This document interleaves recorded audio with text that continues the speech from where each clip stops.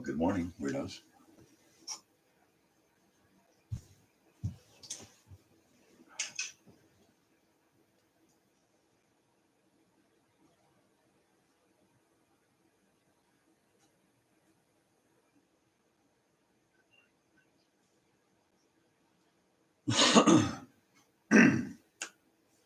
All right, well, I'm going to assume that I'm live until I decide otherwise. My phone tells me I'm live, so I'm going to assume that I'm live.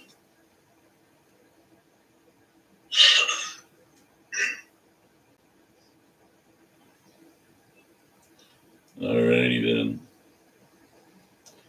Well, once again, good morning, weirdos. You bunch of freaks. What the hell are you doing up this early? Sheesh. Why don't you just go to sleep already, okay? Orale.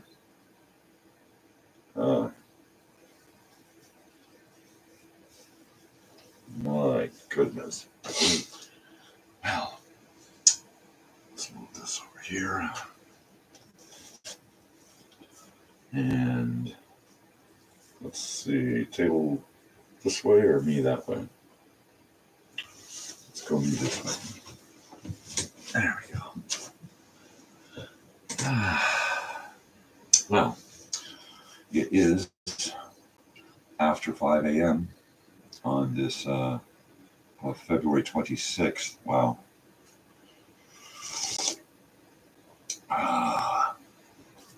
Couple more days of this month and it is done.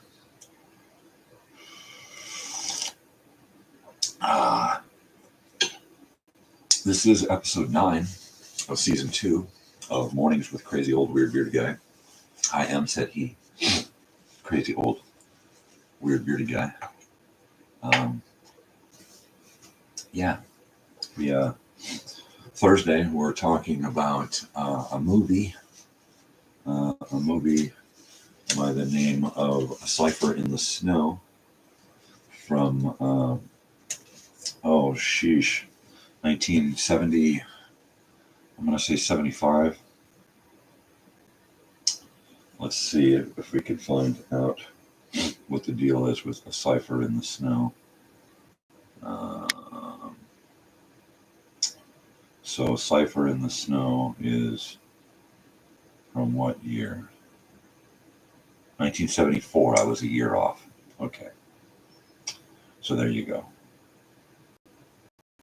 Yep. Well, hell of a show. Great lesson for kids of any age and adults as well. I just need lots of coffee.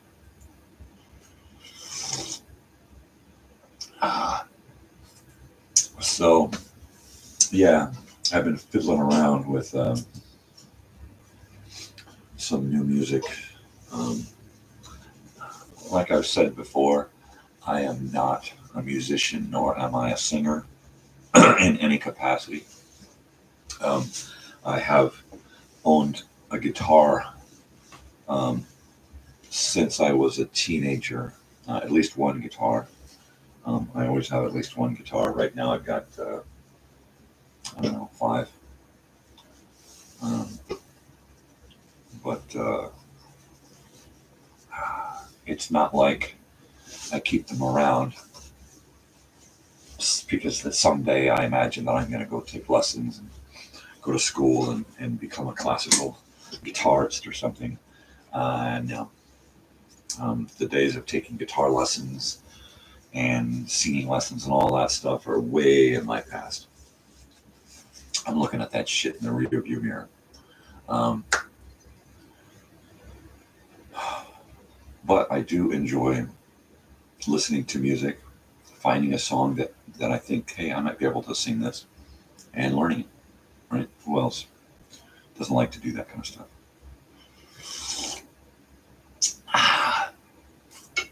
So,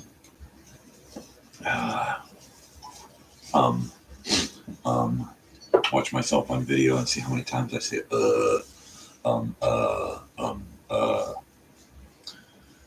funny. It's friggin' hilarious. So there is a gentleman in one of my social media groups. I do join, or I have joined just a couple groups on Facebook. The Ram Van, Old Van Conversion Club, 8 Tracks, Reel to Reel Club,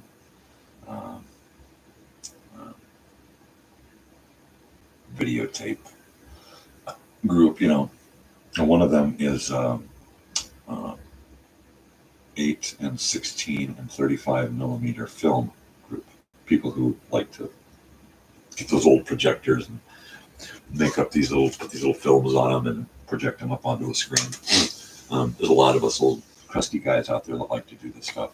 One old crusty guy who likes to do this kind of stuff lives in San Diego. His name is Robert, and he's in one of my groups.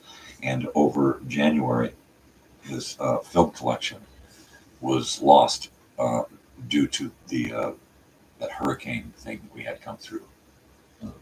So he lost his entire film collection. So I offered to dig through what I got to see if there's anything that appeals to him. I did find a Bell & Howell 550 and what model was that? Bell & Howell 550 Signature. Is that what it was? Well, it's one of them machines. Specialist. Bell & Howell Filmo Sound Specialist Projector. It's a 550. And I found a cool little, it's not little. It's a big giant 12-inch. It's a big giant speaker box with a big speaker in it and cords and stuff to hook to the projector so that you've got sound, right? So you can run that sound up to the front where the screen is and have it blasted back at you rather than have it blasted from the projector. So I offered this to him. The only stipulation is that he's going to come and get it because the package, just the machine itself is just way too heavy to ship.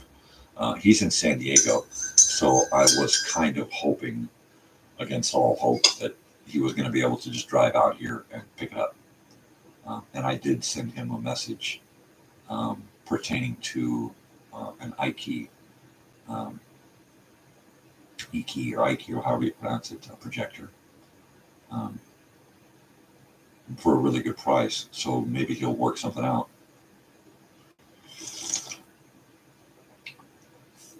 I wish I knew what kind of projector he had that he lost. And that would be helpful.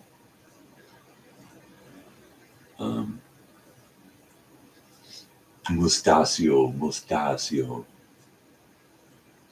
Got this wicked mustache thing going on, Okay, so I'm gonna eat some cereal bar.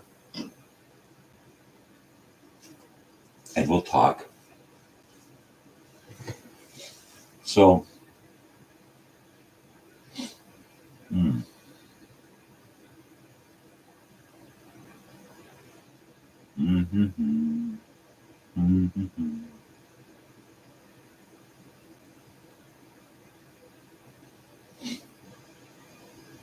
So,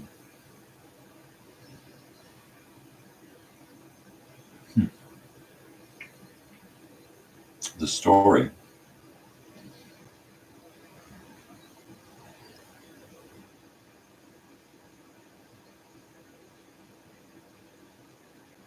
interesting. The movie Cypher in the Snow, which was a school film for students to watch, one of those lesson things. And like we said, it's 1974, not 75.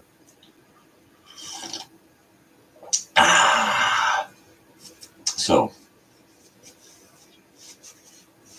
and if you look in the link here, I'll probably post another link to this movie because that's what we're talking about this week. No, so it was released in 1973.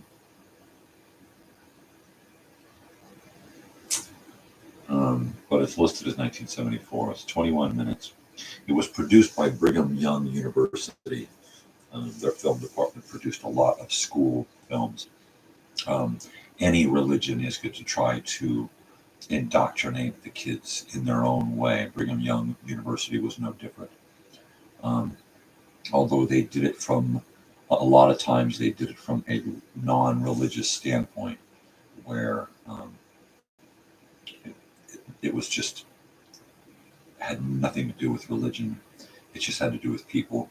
I think what they were trying to do was turn people on to what was going on, but not turn them off because of religion. Well, that's not my religion. I'm not going to go there. I'm not even going to watch it because they're not my religion. It's some damn Mormons, right? So, let's see. Jean Miser Toddhunter wrote this story. And I remember first seeing it in, I'm going to say 1977. All right. I'm going to say the fall of 77 in Fallbrook, California, while attending middle school there.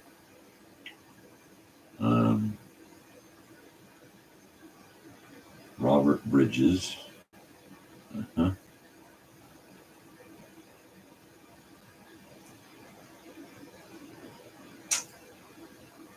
Yeah. Okay, here's the synopsis. And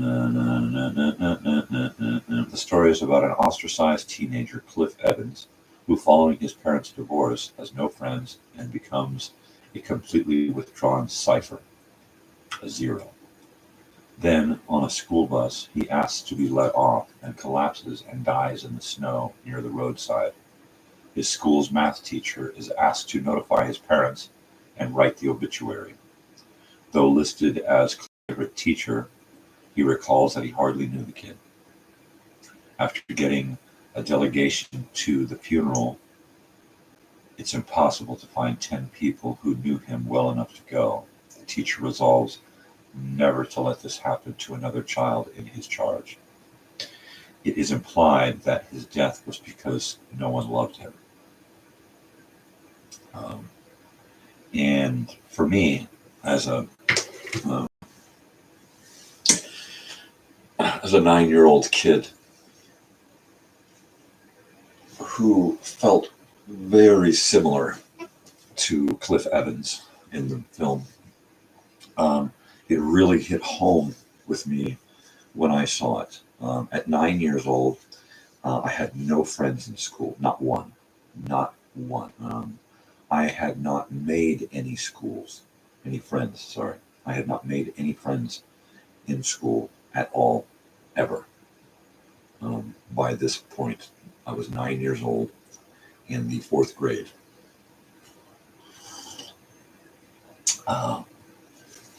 I felt like I was a cipher. I was a big fat goose egg, right?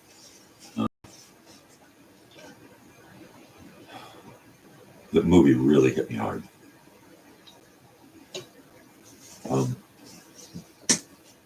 From the moment the kid is on the school bus and gets off and falls face first in the snow, I knew exactly what happened.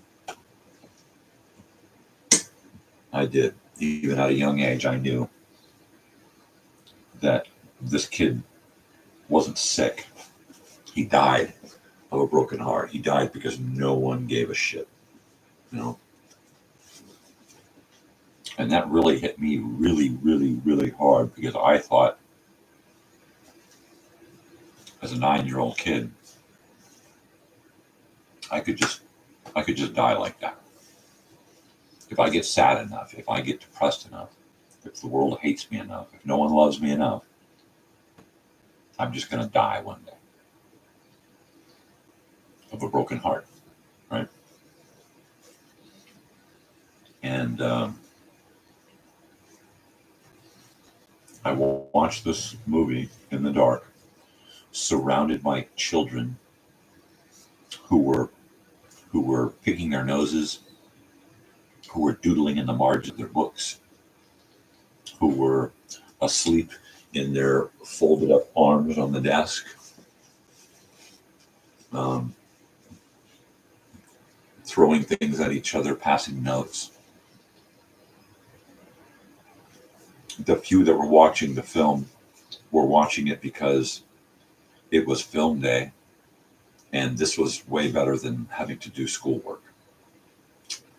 And they enjoyed it on that level. They didn't see anything personal in the film. I didn't notice one child who was affected, even to the slightest degree, from the film. And I was watching. I literally was looking around the room to see if anyone was noticing the tears running down my face or the sniffing.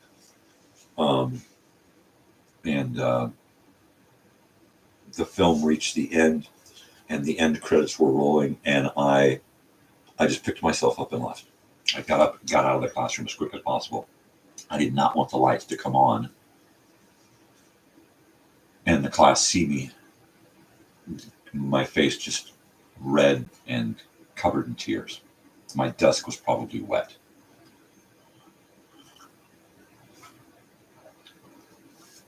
This film just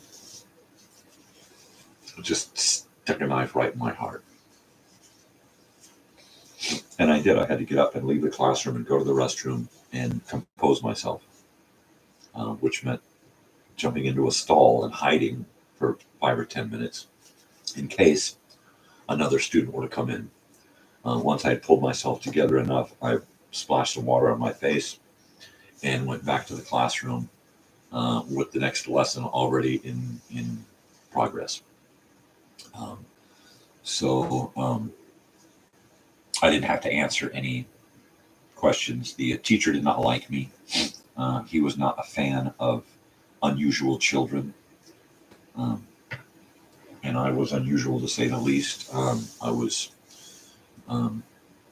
had become slightly overweight. I had tangled, matted, gnarly hair that was almost white. It was so blonde, it was almost white. I was like pale.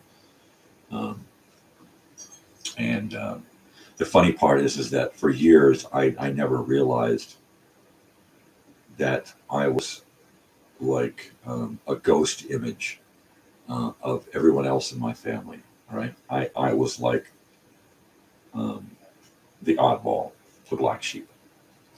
And we were a black sheep family, so I was like the black sheep of the black sheep. My father is half Native American, or he was half Native American. My mother was French and a little Cherokee, a little bit of this and that. Of course, we're just a bunch of mutts, right? But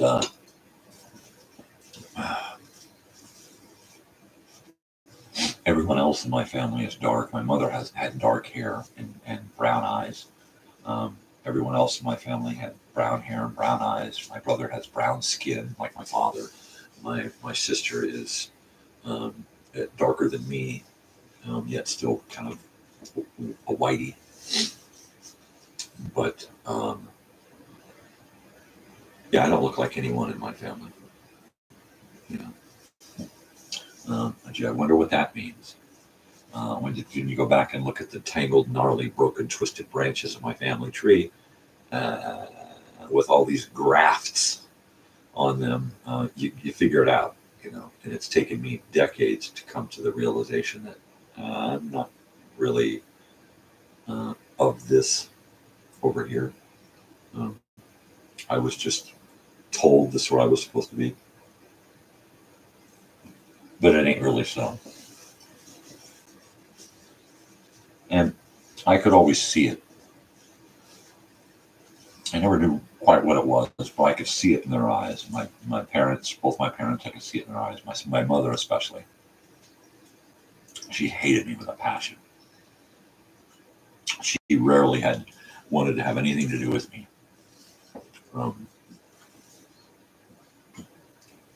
My father was the opposite. He went out of his way to make me feel like I was part of the family, which it did even more damage, which even made me go, well, wait a second. Why are my brother and sister, not allowed to take place in the things that I do? Why do I get this special treatment, right? My grandparents, they looked at me with disdain and disgust. I didn't even get the time of day from any other relatives, cousins, aunts, uncles, any of that. It was like I was just, oh, remember him. Don't forget about him. He's part too. He's part of the family too, remember? Yeah, but he's, well, don't tell him. Just he's part of the family. Shh, And that's pretty much the way it felt. I even got, more unusual vibes when in the early 90s, I made it out to Arizona to stay with my mother and her father, which was a weird,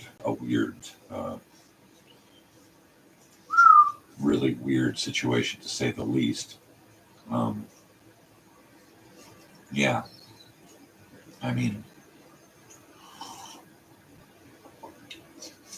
so I grew up hearing stories of how my mother is abused and raped by my grandfather, right? And then I hear these stories that my mother had a child from my grandfather, all right? And they claimed that, and they called him Ed, right? Ed, and that he was adopted off, right? And then my mother gets pregnant with my brother, and my father goes off to Vietnam. And then during the winter of 67, 68, winter of 67, that would be over Christmas, is when I was conceived. At the time, my mother is staying with her father and her stepmother, and my father is in Vietnam, right, over this winter, this Christmas. And he tells a great story about how they had to go out on a mission on Christmas and rescue a down chopper and all of this stuff. And then 9 months later, I was born. So you don't have to be a magician, a mathematician, a wizard, a scientist to figure out that the math don't work out. And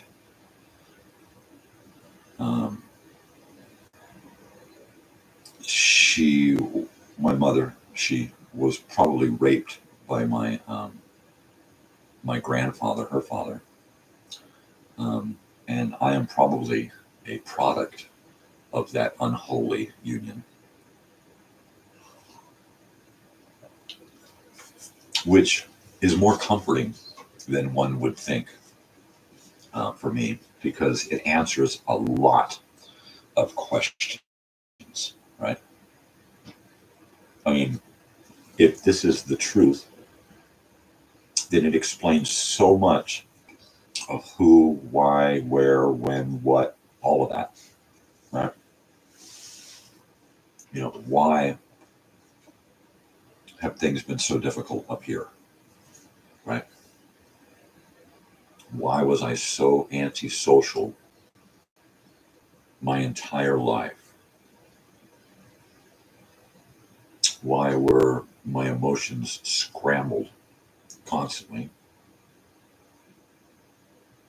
Why I felt this overwhelming sense of confusion and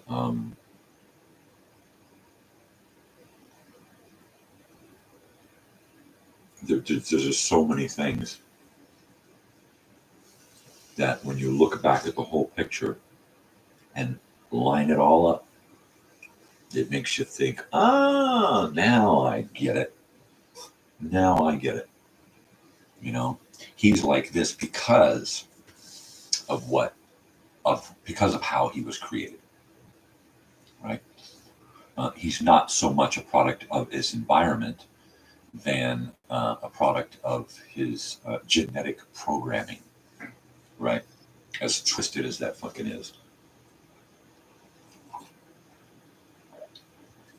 So you're one of them freaking inbred mongoloids, huh? Yeah, probably, you know. Does it bother me? I mean, why should it? You know, I mean, what am I going to do about it, right? I cannot rewrite my genetic code. I can't go back in time and fix these little things. I can go back in time, but I can't fix things. You know, all I can do is observe. And if I had to guess, I would say that that is pretty much the scenario in a nutshell. You know, that I am the product of a union between my mother and my grandfather, which would make me my own brother and my own uncle, right?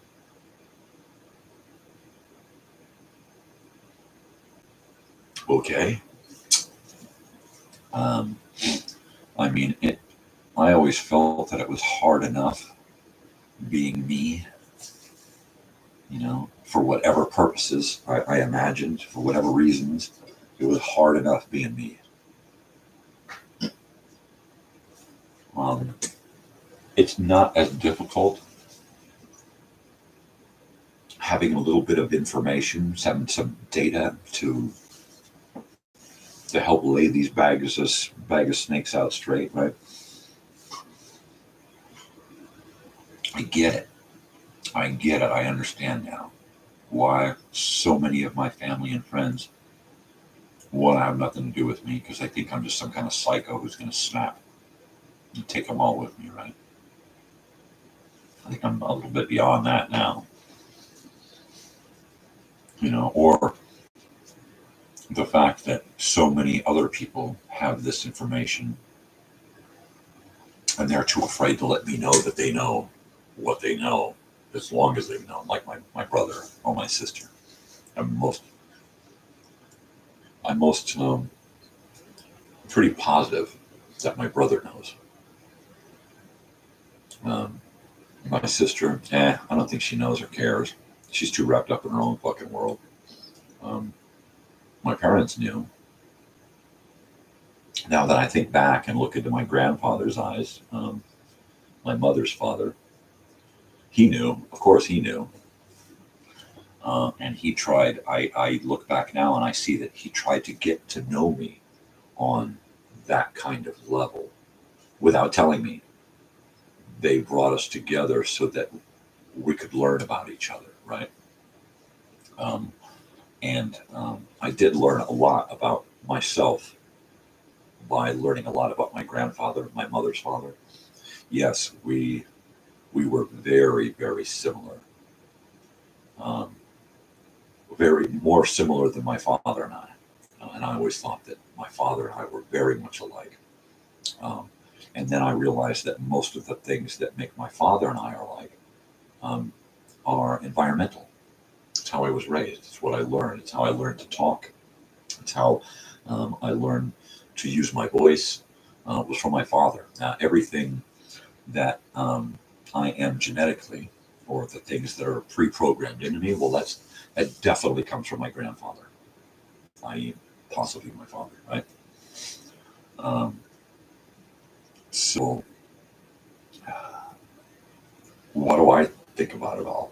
I try not to think about it. I mean, there's nothing I could do about any of my past other than try and explore it and, examine it. That's it. What are you going to do? I try to learn from it, but there's only a few lessons you could really learn from family incest. No. Which is probably the biggest lesson, right? And not a good idea. Now, aside from my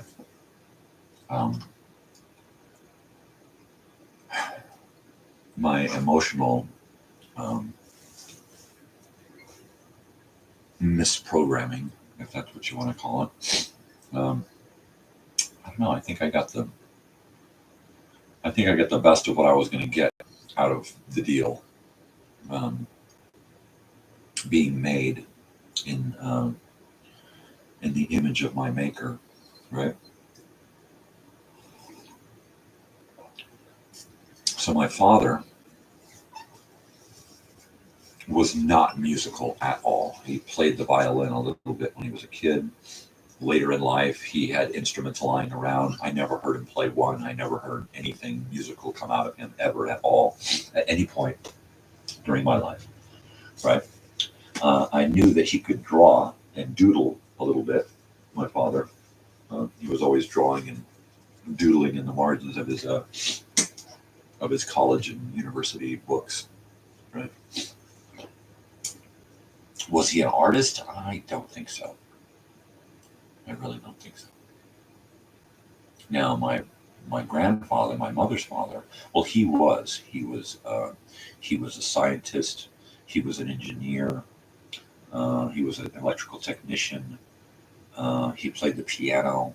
He was very musical. He was very artistic. He was very me, right? Whereas my father,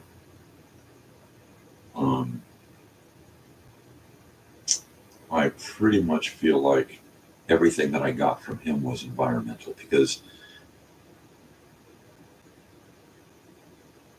everything that I am because of him is due to programming.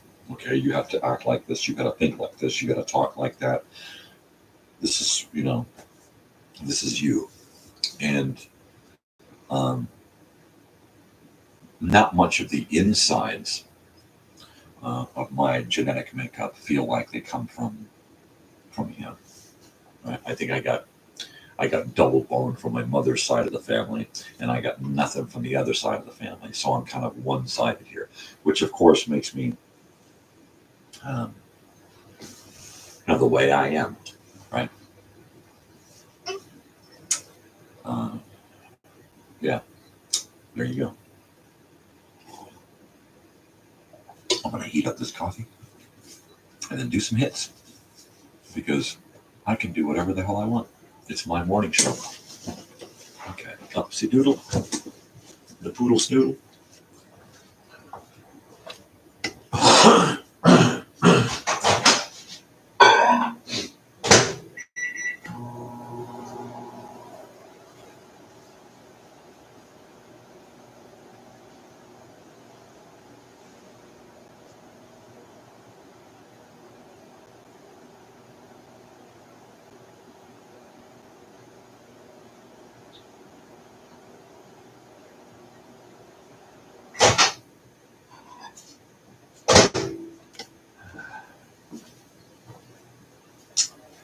Yep. Had the missus put a little extra coffee in the machine last night, so I should be good for a cup and a half. I should be able to get a half a cup warm up here in a little bit. So let's see, tomorrow evening we're going to a concert out here at Pappy and Harriet's in Pioneer Town. Previously, we've seen Lucas Nelson and Promise of the Real. That was a fantastic show. I'm going to see him again next week in Santa Ana at the observatory with a close friend. And then Big Sandy, we saw at Pappy and Harriet's just a few months ago. Big Sandy and his Fly Ride Boys, they were Gonna have to see him again. That's it. That's all there is to it. You see this reel-to-reel back here? I'm going to use this reel-to-reel and record everything from Big Sandy onto reels. All right, because his stuff needs to be on tape. It's that good. It's that classic. It's fucking phenomenal. So twice I've seen Harry Styles. My daughter's seen Harry 3 times. Okay.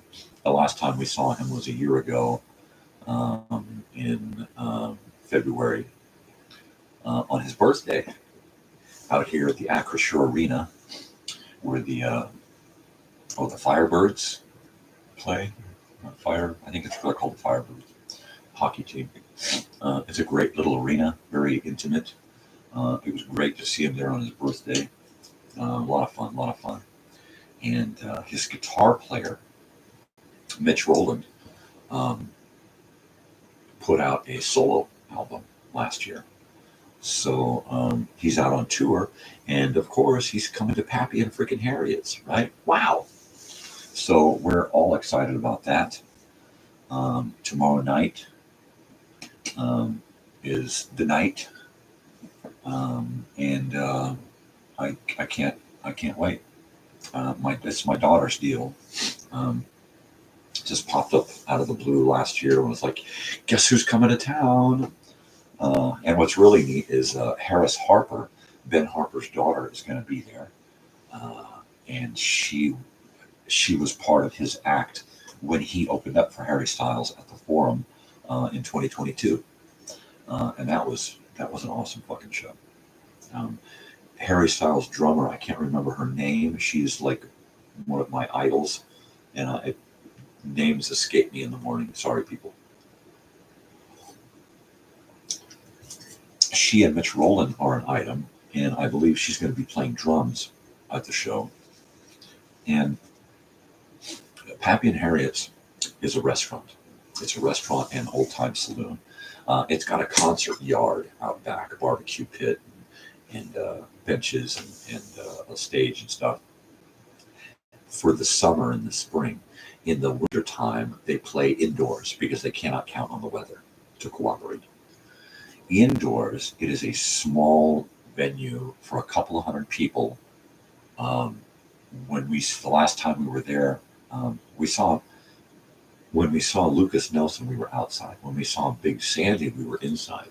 For the inside show, we were right there, the stage, right there. Even if you're up on the stage, you're only 6-8 people back, and then that's it.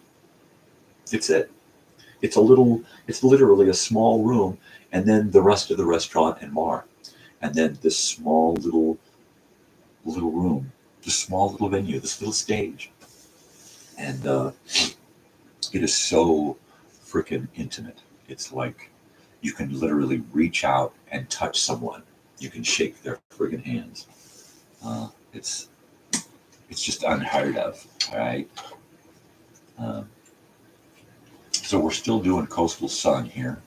I believe I've got the last of my banjo in here, my sativa, in my little box here. And I've got a little bit of this LA Kush cake. That's going to get me through the day. And I'm going to have to order up some replacement weed. I get about an order a week. Some days I smoke very little, like last night. I was so wrapped up in working on this song that I didn't smoke much at all until it was right time to go to bed. And then I had to eat a gummy and take a couple of hits, and then I still couldn't sleep. When I've got a song going through my head that I need to work on, I cannot let it go. I wake up in the middle of the night, song going through my head, go take a leak, standing over the toilet, song going through my head, crawl back into bed, head on the pillow, song still going through my head. Every once in a while, I will actually have to wake up and write myself a message on my notepad or usually on my phone. I'll just send myself a message. What did I send myself last night while I was laying in bed? I told myself,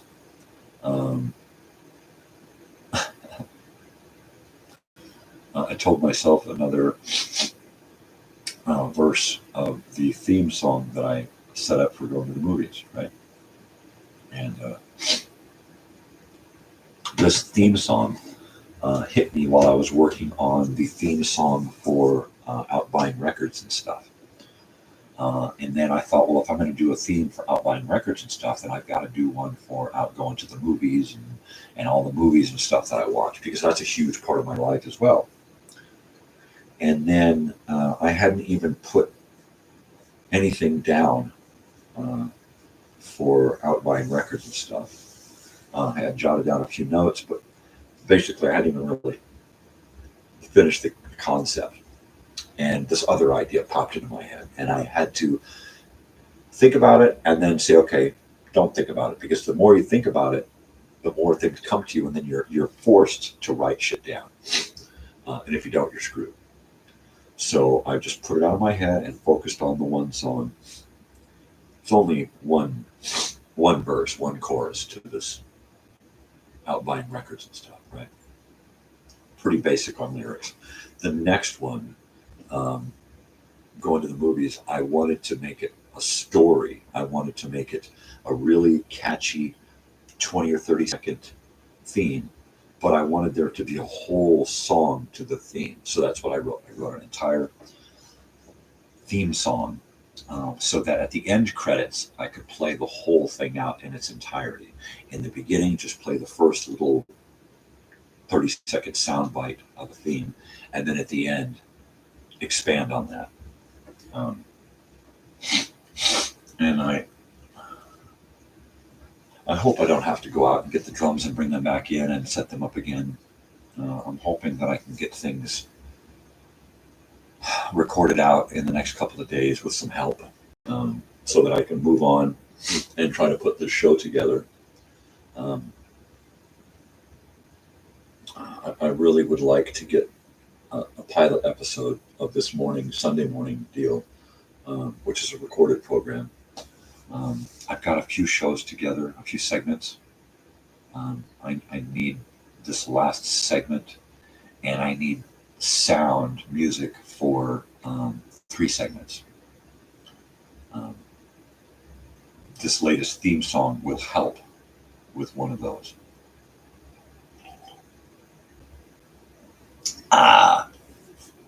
But for the most part, I like to film my videos with a lot of sound. It doesn't necessarily have to be music. It just has to be something other than dead air, just stale, a quiet room. Right now you can hear the buzzing of a heater because I hate a quiet room.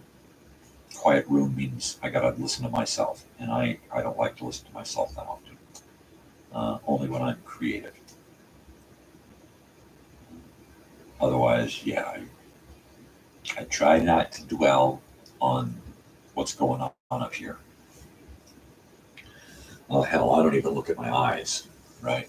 I can stare at myself in the monitor in front of me here because I can't see my eyes. All I see is a big, round, white, shiny head.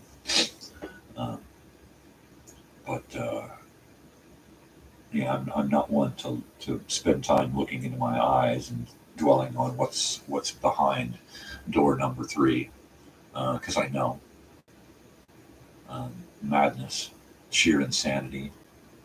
I mean, if you were to be with me at work at any given time, you would think, who's he got in the bathroom with him? He's been there for 5 minutes, and it sounds like he's got 3 or 4 people in there. And I probably do.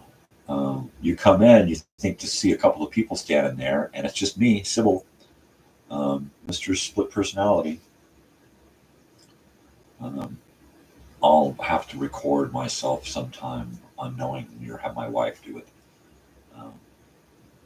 because it does. I get so used to talking to myself that I begin to answer back, and I'll answer back in another voice, and then another voice will pick it up and take it and answer that voice. And I find myself having a 3 or 4 person conversation in a room of one. And is that part of my genetic um, my genetic foul ups? I don't know. Could be that I'm just a kook. Uh, I spend a lot of time in my head,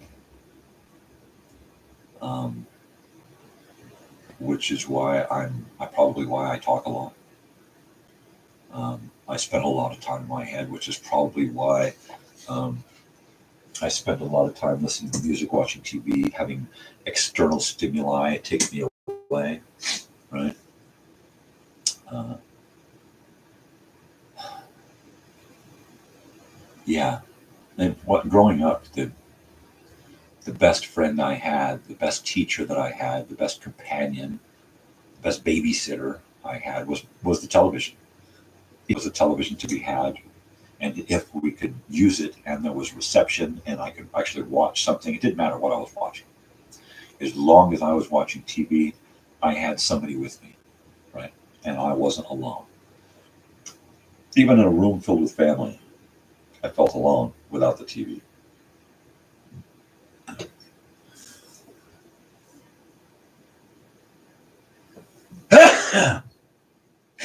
Oh yeah. Well, uh, that was pleasant. I used to enjoy sneezing until I got this back and neck injury. And pardon my sniffles. And then I realized that uh, everything hurts when you sneeze or cough or laugh or try to stand up. I mean, everything just, it's like, those little things, the little rods that they use in their hands to climb the pegs, put the peg in the hole to climb up, right? It's like somebody's doing that to my spine, jamming pegs in my spine and crawling up my back and then right up in my neck. That's what it feels like. I try not to dwell on it. Smoking marijuana helps me to not so much alleviate the pain, but separate myself from it. I can say, okay, well, let's put the pain over here. I can still feel you, but it's a little bit less because I'm not thinking about it so much. I'm stoned. I guess I got laughing going on. I got my own laugh track, my own inner monologue, talking with my outer monologue, talking with the other monologues that are parked around me. I mean, it's um, yeah, it's for me, and I speak for myself only. It's good to be stoned in the morning. It really is. I wake up, and um, from the moment I get up out of bed, or try to get up out of bed, sometimes the pain level has gone from pretty much nothing because I'm asleep to maximum. Right? Uh, it's like dying on a hospital table of horrible death, painful, horrible death. Right? And then dying and being relieved from all of that pain, right? And now there's nothing. It's empty. There's pain free. And then they hit you with the paddles and they bring you back to life. And all of a sudden, boom, all of that pain just smacks you in the face and engulfs you. And it's so overwhelming. That's what it's like getting up in the morning. All right. You wake up and that pain just all of a sudden just starts coming in huge waves. Right. And I can't just wake up and start smoking because it just doesn't work that way. I can't function like that.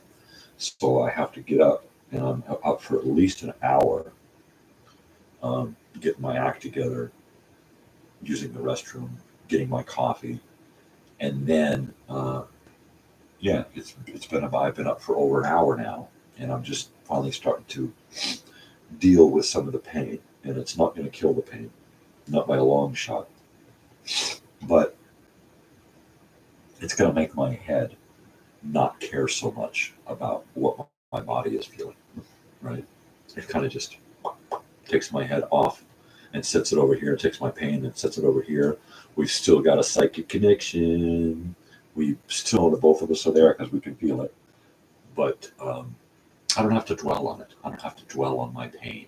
The pain doesn't control me when I'm stoned. I control the pain. I get to decide how much of the pain gets through. I don't know how it works for anybody else. That's the best I can describe it. The use of marijuana as pain medication.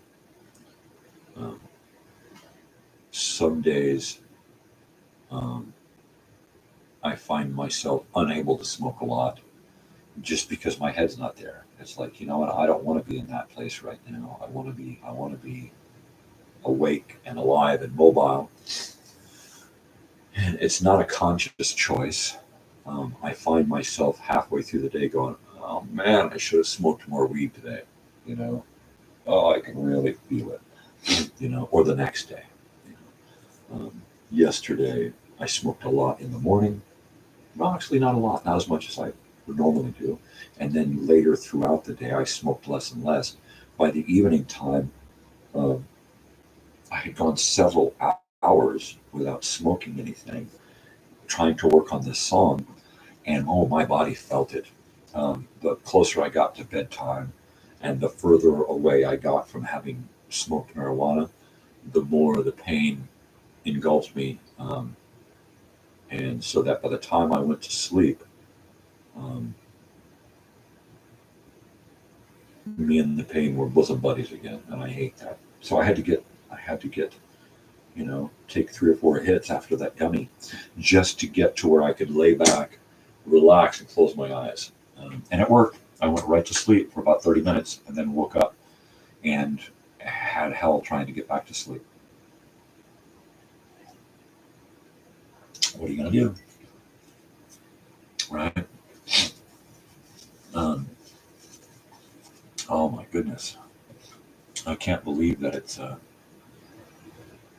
the end of February 2024.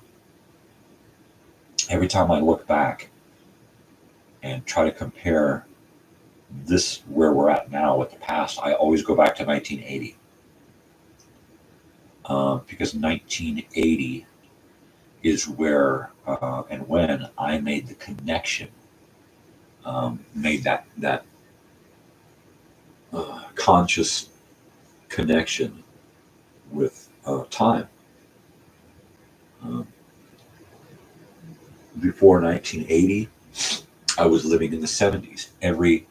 Everything that I did took place in the 70s, right? The 70s marked time for me. You know, I knew nothing about the 60s. I was born in 68, so I knew nothing about the 60s. My first conscious memories were of 1970, right? So I was about 2 or 3 years old. And then my first mass of memories began to compile when I was, I don't know, 5. And that's when I really remember the beginnings of remembering, right? And when 1980 came, it felt like I had stepped into a future that I had been looking toward. Because there was a lot of buildup and hype around the end of the 70s, the beginning of the 80s. Hey, you're an 80s guy. You know, everybody wanted to claim that we had left that last decade behind, and we hadn't really. 1980 was the beginning of the end of the 70s, but it wasn't the end of the 70s. The 70s didn't end. The 80s didn't begin until like 1981, middle of 1981. August 1st, 1981, MTV went online. To me, that's when the 80s began. The 70s died and 80s began. The 70s lingered on into MTV because the music videos, a lot of them were produced and created in the 70s, right? So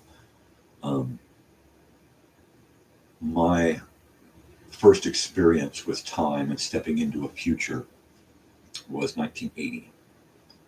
That New Year's was the first New Year's that I recognized as the change from one year to the next. Normally, we were always running around on the run, on the road, doing stuff that we never really sat down and celebrated any particular holiday for any given amount of time. I remember driving through Hollywood that New Year's at night and people blowing horns. We even had those long tube horns. We were blowing them out the van window in Hollywood on New Year's Eve, the night before the Rose Parade. Hollywood and Pasadena especially, filled with a lot of traffic. And then every year after that, I noticed the years gradually more and more and more hanging on.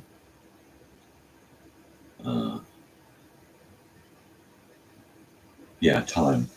And now it's 2024, 1980 to 2024. Okay, that's 44 years later.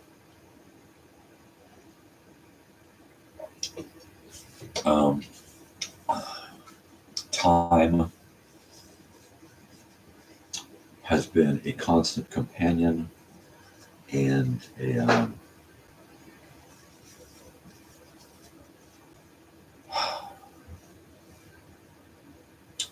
don't know how you want to call it. A constant snapping at my heels.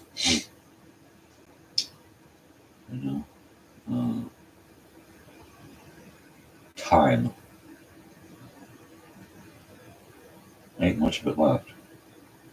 My God, you're only 55. Well, everybody has a different roadmap. Everybody gets time differently. Some people are going to live a long time. Others, we're not going to live so long. Things happen. Situations come about that dictate how much time we got. You can't fight time.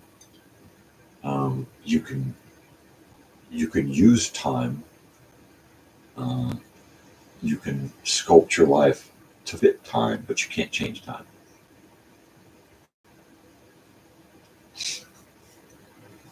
I think everyone has a different perception of time. I don't know whether it's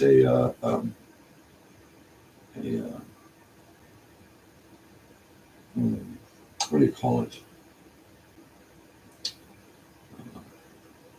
I don't know if it's a symptom of my depression, but time has a way of dragging on at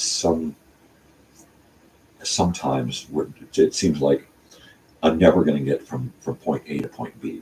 The time in between is unsurmountable, right? There's just so much time to wait before we get from here to there.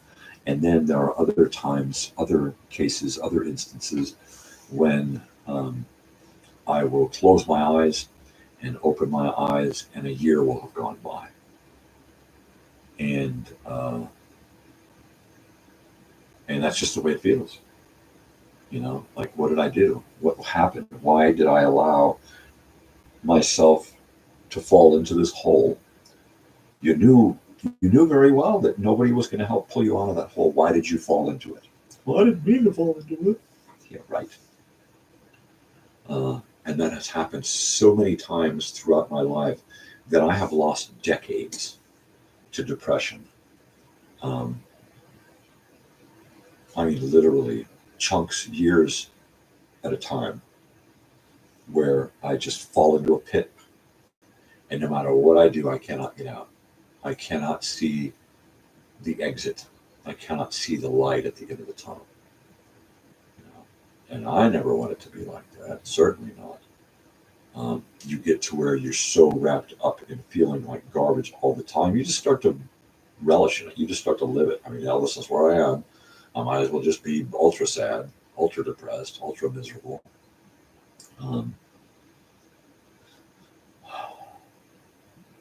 I hope that for the most part I've left that behind me. This whole video experiment thing that I'm doing really does work. It does help. It allows me to not just sit and dwell on the things that I want to say, but it gives me the forum to say them openly and honestly without hindrance, without somebody coming along and saying, well, you're an idiot, you know. And if you do that, that's fine. If you got something constructive to say and if you leave a comment, that's fine. I'm going to leave it, you know. If you're going to be shitty and leave shitty comments and, you know, poke the bear, then I'm going to delete your ass, right? And that's just the way it is. Why? Because I can, and this is not a place for, it's not a place for your negativity. It's a place to allow me to get past my negativity. And I don't need your negativity. That doesn't help, right? Oh, it's starting to get wiggly out there. Oh, come on, no more rain. Give me one day with warm, non-rainy weather so I can work on my van. I still have to replace that automatic tensioner pulley on my belt and the belt. Of course, I just found a center pulley that might be squeaking as well. So I'll have to inspect that, maybe pack the bearings with grease.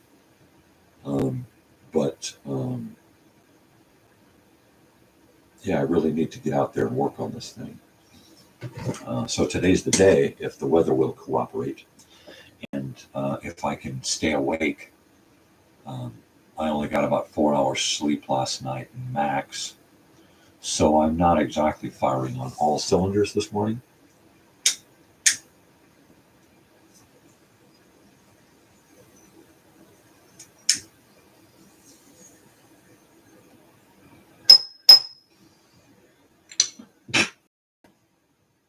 These are cool little bits. Right up against my forehead, you can see it. There you go.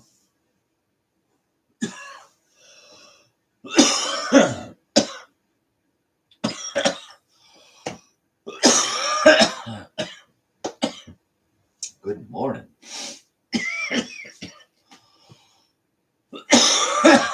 Yeah.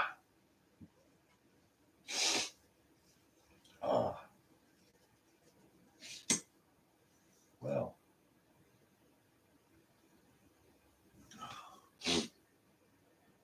Yeah, I'm really happy with this latest theme song. At some point, I'll play it for you. I don't know what's going to be this morning. I just wrote it last night, and I really haven't. I have a thing about writing difficult to sing meter. I stack words in such a way that really keep on how it's sang. And if I don't pay attention every step of the way with the lyrics, I foul shit up and I trip over my own tongue. So I really have to practice, you know, delete word here, change the word here. Yeah. Next line. I don't think that I could coach anyone into singing some of my stuff because it's just such a weird, unusual meter that I write. You know, I love words. I don't know what it is about words. I'm not a reader. I'm not a writer. I'm not one who will sit and just collect words. I guess I do in my head, but for the most part, I just enjoy uh, wordplay, and it mainly comes from talking and hearing the words fall together. You know, and to me, a conversation, even a one-sided conversation like this, can be poetry if you use your logic and your intelligence with your words and not just open your mouth and start rambling. And I'd like to think that I do more than just sit and open my mouth and start blah, blah, blah, blah, blah. I mean, it feels like that most of the time, but every single thing that I say, I put thought behind saying it so that I don't feel like I'm wasting my time and wasting your time. Okay. What the hell's he talking about? Yeah, sure. Sometimes I go off on these weird tangents and directions and stuff.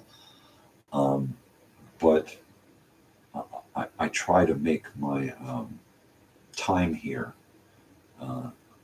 well spent and hopefully well met. Right?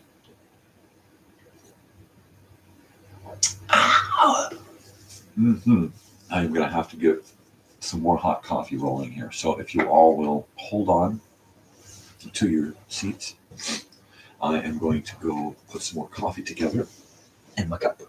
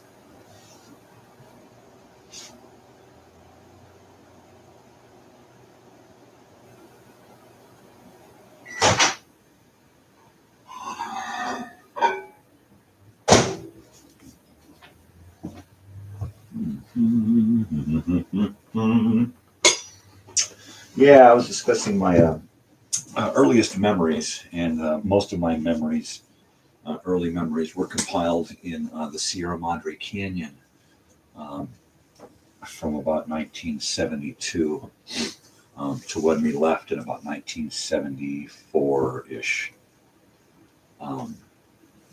So those are some pretty vivid memories. And then after that period, we moved around so much and were chased all over the state and the country that my memories are really choppy. I don't remember a whole lot through big chunks of my life because there was no constant, there was no repetition, there was no forming of memories because there was nothing memorable happening. Literally, we'd go to sleep in the back of the motorhome in Pasadena, and then wake up in Santa Monica on the pier. And then the next day we'd be in Parker, Arizona. And then the next day we'd be in Rosarita Beach in Mexico. And then back up into Pasadena. I mean, we were just all over the place. So there were a big chunk of the 70s, late 70s, where I had no memories to form. The memories I have are being in a van, driving around the country, waking up at strange places, waking up in strange houses, you going in to use a bathroom in a house that you've never been at before. And there are my parents hanging out, doing drugs, getting high, and probably doing some kind of deal. And then the next day, who knows where we'll be.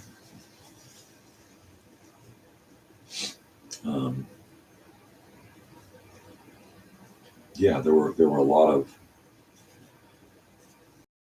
months that went by that there was nothing similar about any of those days. You couldn't tie one day with another because they were so different, right?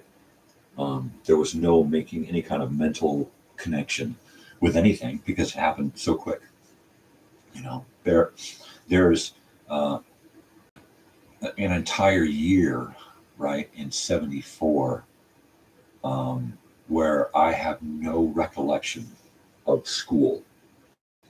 Not because I didn't attend school, but because I attended so many schools, right? It's bizarre to think, you know, how did I learn anything? And well, actually, it's not. I didn't learn a whole lot. I didn't learn a whole lot through schooling. Most of what I learned, the bulk of my knowledge, comes from the television and comes from observation, right? Watching others. I made a lot of mistakes in my life vicariously through others. By watching others screw up, I decided, I ain't going to go there. I don't want that.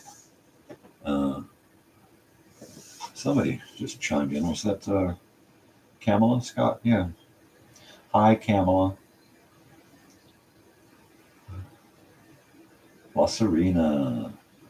Yeah. That's right. 1980, Kamala, we were living in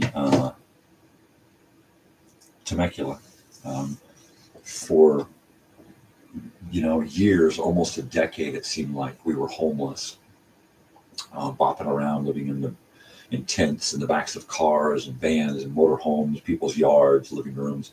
We were all over the place, mainly due to my father's involvement, small involvement at Wounded Knee in 1973. So we're kind of screwed. At one point, his mother rents us a house, a 3-bedroom house in Temecula, in La Serena, one of the only neighborhoods in the Rancho California area at the time. Most of the place was infrastructure, dirt roads with sewers and water and gas and power lines, but there were no houses. It was just empty lots of dirt and dirt roads and infrastructure, and that was it. And it took all of the 80s to change that. But in 1980, there was very little going on. Kamala and her brother Carrie and mom Charlene lived in Old Town Temecula, right along the river there. And we lived across town in La Serena in this little neighborhood. And Kamala was my sister's best friend at the time, and Carrie was my brother's best friend at the time. Of course, my best friend at the time was whatever dog that we had. And at that house, we had a few dogs. We had a shepherd mix mutt we called Gypsy Pie, named after Gypsy, a dog that we had for 10 years. And another dog, Candy Apple Red. She was a red Irish setter who mysteriously vanished. And I say that facetiously because my father was famous for dumping off dogs that didn't agree with his sensibility, right? The only unfortunate thing was that once or twice he took me to get rid of a dog. And I'll never forgive him for some of the things that he forced me to be involved with to ease his own conscience, or to teach me a fucking lesson or whatever. But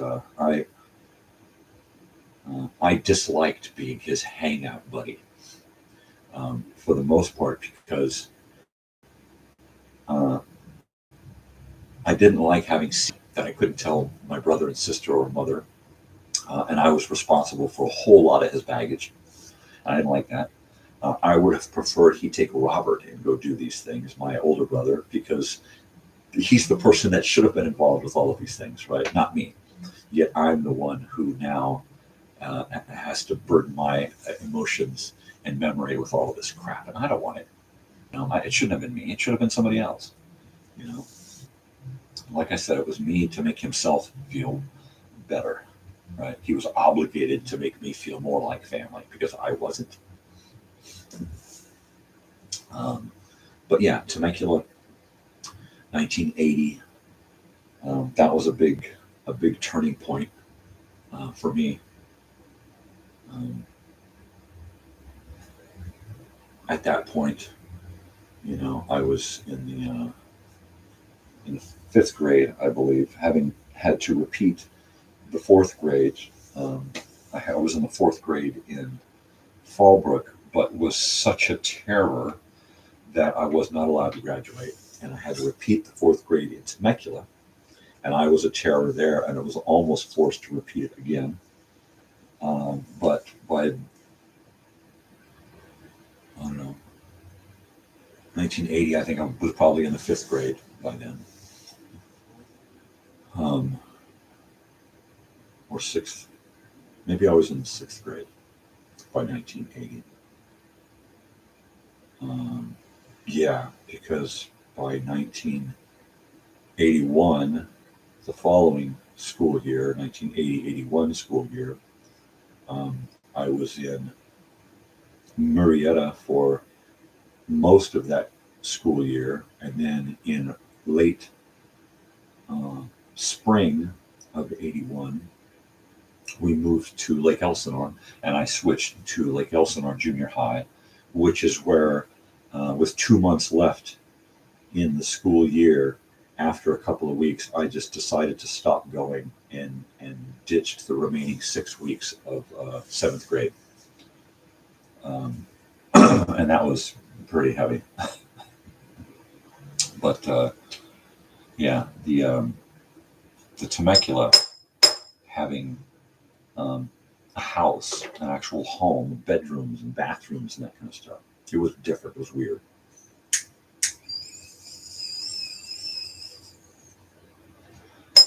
And it has remained weird ever since.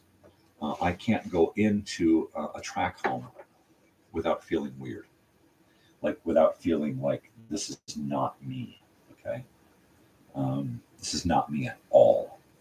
I can't sleep in a track home or live in a track home without feeling completely out of place. I do not belong in a place like that. Being here in this mobile home, this crappy little shack of a mobile home, this is weird. When I jump into my van and I'm driving down the road, or I'm parked in my van somewhere, that feels normal. Okay. If I crawl into the back of the van and curl up and go to sleep, that feels normal. I sleep like a friggin' baby. And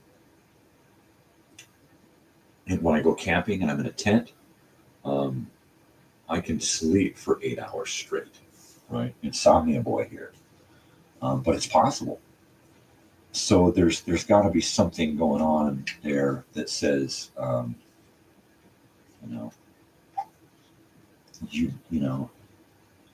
your place is not in a track home. Your place is not inside of a four-walled honeycomb hideout. It's not. It's not me. It's just not. Will it ever be me? I don't think so.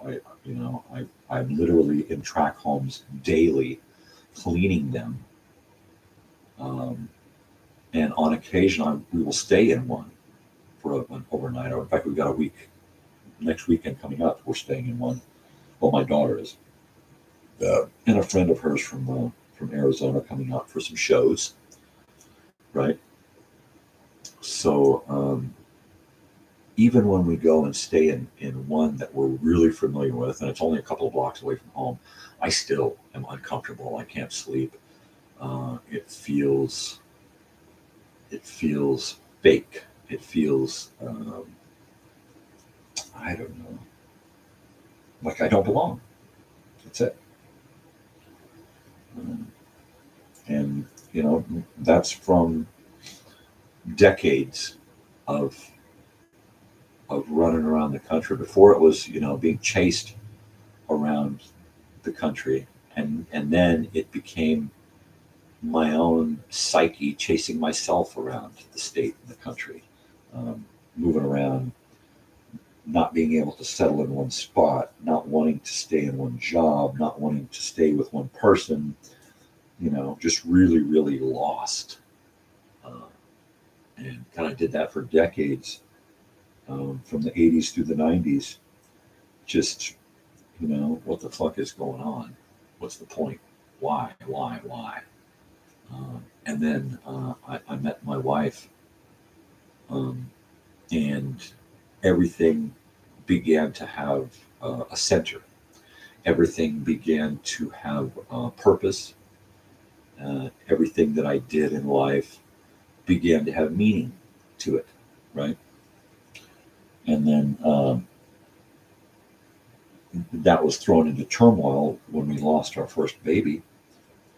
But and it almost really destroyed me, because I wasn't ready for that. While I had really, really, really wanted for a while to start a family and have something of my own going on, because my own so-called family just really wanted to have nothing to do with me. So it's like, well, I need somebody who gives a shit, somebody who cares and wants to have something to do with me.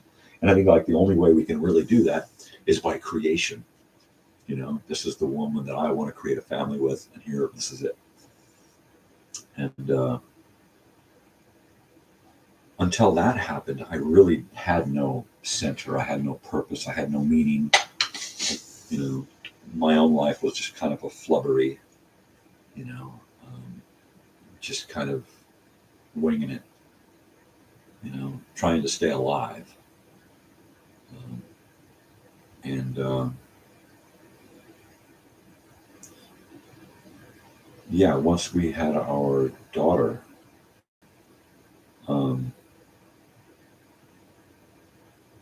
things, people say, well, things really changed once I had a kid. It's changed my whole life once I looked into that kid. And it was, I had to grow into the idea of being a father and a husband, because I had no idea how to do it responsibly, knowing full well I just didn't want to do it the way I was raised, right?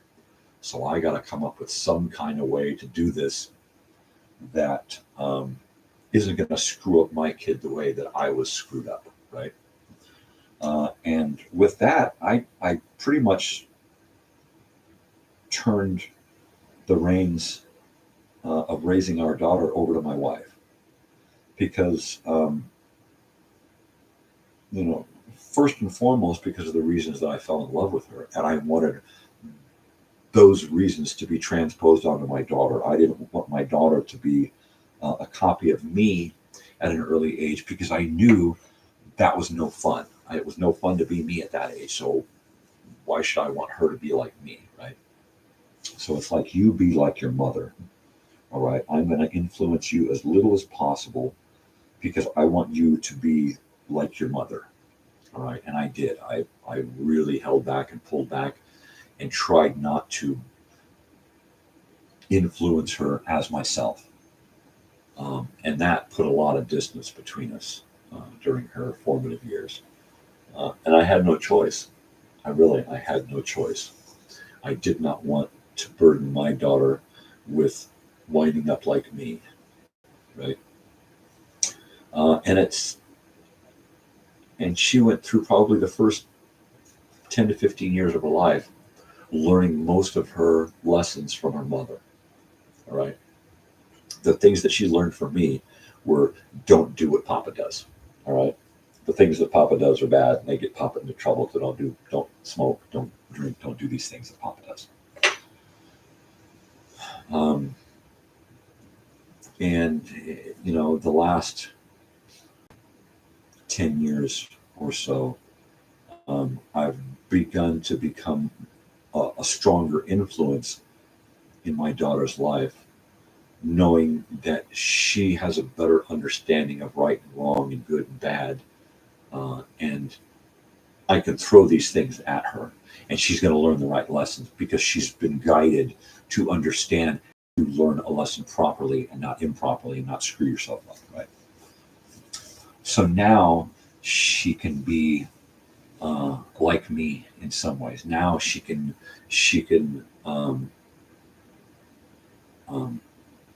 take those lessons that I'm teaching and absorb them and interpret them from a good solid foundation, i.e. her mother, right? I don't want her scrambling and thinking, worrying through her life like I was, we're going to do that anyway. So hopefully we've given her a strong enough foundation that she can make informed decisions and not just scramble through doing exactly the stupid things that I did, right? So, I liked to learn my lessons by example. Somebody else screws up, I say, well, I'm not going to do that. I hope that in my fashion that I've helped her to cultivate the ability in her to not make those wrong decisions and to step back and give things a good run through before actually putting things to use. Mm-mm-mm. Oh, yeah.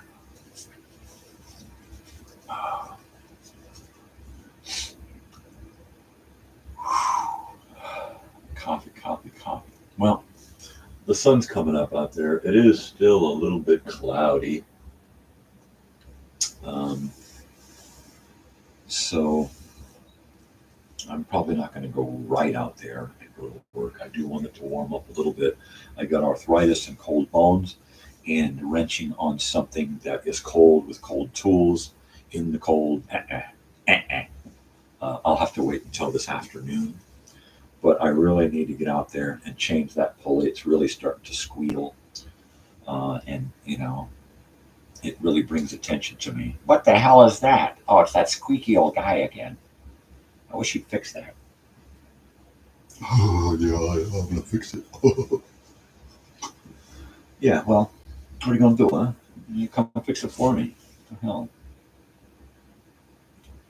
I'm kind of hoping that at some point, my friend will let me decorate his vacation rental as a 1980s house. I'd really love to give it a shot. And it can't be any worse than what's going on now. Right now, the houses look like condos. They look like furnished condos or furnished motel rooms. They got no life. They got no excitement. They got nothing kitschy going on. There's no photo ops. There's just nothing going on. They're just like, you go in and it's like it really is. It's like a motel room, and or home. It's like going to someone's house and it's all cleaned up, spruced up, ready for you. Hey, everything's ready for you. And why would you want to go on vacation and drive hundreds of miles or fly someplace and then stay in a home that's just like yours? Why? I wouldn't. If I'm going to rent a place, I want a place that feels different than home, that takes me out of my element, that every time I turn around in this house, I go, ooh, get a photo of me with this. Ooh, check out an 8-track player. Ooh, I'm going to put a record on. Ooh, let's watch a VHS, ooh, let's sit out at the tiki bar, or let's sit in the big redwood oak, or this big oak barrel hot tub. Let's have some things that draw people in. people want to come to this house because they saw this in the photos. They thought, you know what, I want my children to learn what it was like back in the 80s. You know, this is how we watched TV. This is how we played games. This is what we did in the evenings. You know, right down to the food in the kitchen. Here are some 80s cookbooks and pre-80s cookbooks. Live it up. You know, here's some 80s encyclopedias. Teach your kids about what, you know, put the phone down, put that stupid smartphone down, and experience life anew by visiting the past, right? And that's my idea for a vacation rental. You know, you walk into the place and instantly you're hit with old movie posters, right? And even the smells of the house take you back. You know, I want to have everything in the house should be a time device, right? The whole house should be a time machine of the nth degree, right? It should just be every time you turn your head, you're catapulted into the past. And I think that people would be lining up around the block just to get a peek in, right? I mean, I know people, very few people, but I know people who talk about me and my room as if we were like a museum piece or an art installation, right? And for the most part, it is. This is an art installation. This is a living, breathing example of the past. Almost everything in here is pre-90s. Okay, I've got photographs on the wall, all right, that are mostly pre-90s. I've got a few things on the photographs there that are mostly my daughter that are current. Everything on these bookshelves behind me is of the past, save a few notebooks.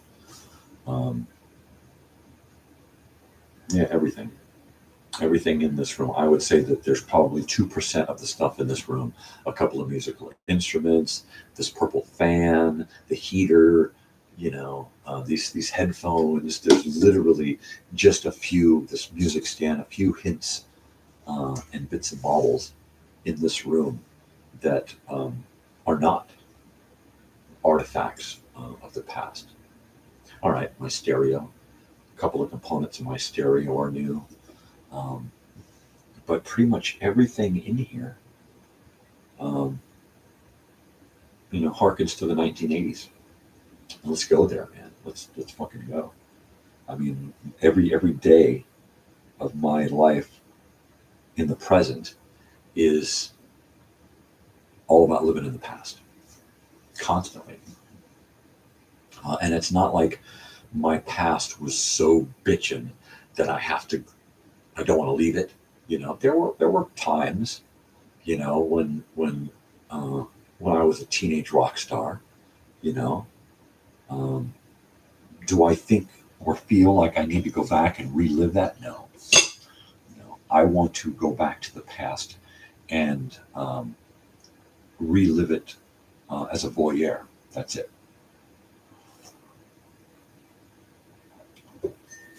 Because that's all I can do. So I go back, visit time. I'm in my little time bubble, so I can't change things, create no paradoxes, right? But I do go back. I go back constantly in my head, which is why I write such weird throwback type music. You know,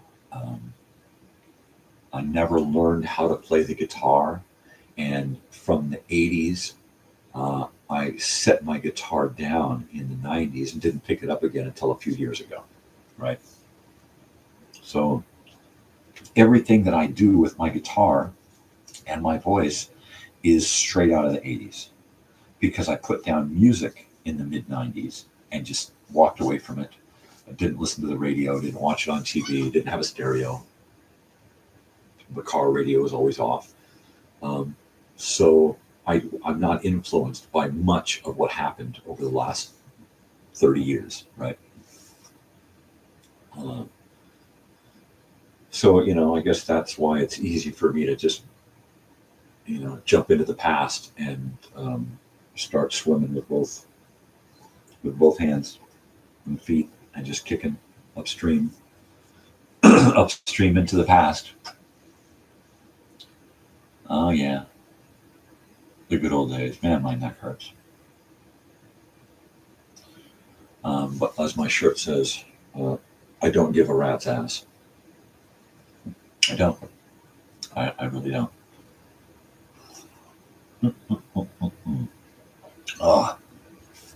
Tomorrow night, going to a show. So I don't think that anyone is going to watch me here today or before Tuesday night. But if someone does, share some of my stuff and get me some more subscribers. I need 2 more subscribers, just 2 subscribers, 2 more subscribers, and I can go live mobile on my phone, right, and take you wherever I go. Right now, we're at home, we're on my laptop, we're networked via cable, so we got high-speed action going on here, and great sound.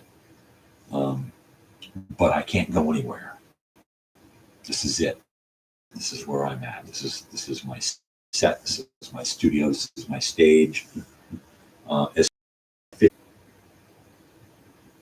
I hate to go away early. I really do.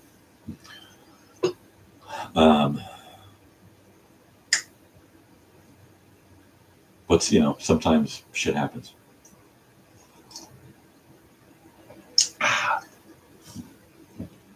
Things have been kind of slow around here as far as technology and growth. I'm not big on change. I am big on growth. And I want the show to grow. It doesn't mean so much for me to have a fan base. Subscribers are really what I need in order to get the ability to do more with YouTube, right? More subscribers, more videos, that kind of stuff. So I'm trying to dull on the live stuff and bring as much live content as I can, because that is in turn going to go into a playlist and then be video content, right? It takes a long time to create a video, and I don't want to just keep bringing you one video at a time. I want to bring you a bulk of videos in one show, and then after the show has been out a little while, then split that up into segments, and then have other videos that you can watch just the one segment, right? And I think that would be pretty cool. It gives me more video content, more time, more things for people to watch, a way for them to choose how much they want to watch and what. Yeah. So I'm real excited about this 50 to 100 subscribers. Once I get to 50, I think I'm gonna do a double down and really push to get to 100 subscribers. I don't know how. I'm gonna have to do something to get people to say, "Hey, let's subscribe to that goofball and help him out a little bit." Now, on my social media platform on Facebook, I've got only about 100 or so or less friends. I'm not a people person. I won't just go out of my way to, hey, friend request, friend request, friend request. I'm not that kind of guy. If I get a friend request, I will more than likely accept it if I know who you are. If I don't, you're probably not going to get accepted. If I know somebody that you know, you might get accepted. But I don't go out of my way socially to make connections. It's just not who I am. Now, once you're on my friend list and you're in my subscription list and all that stuff, well, that changes things. Now you're a part of the family, and now we can have some one-on-one.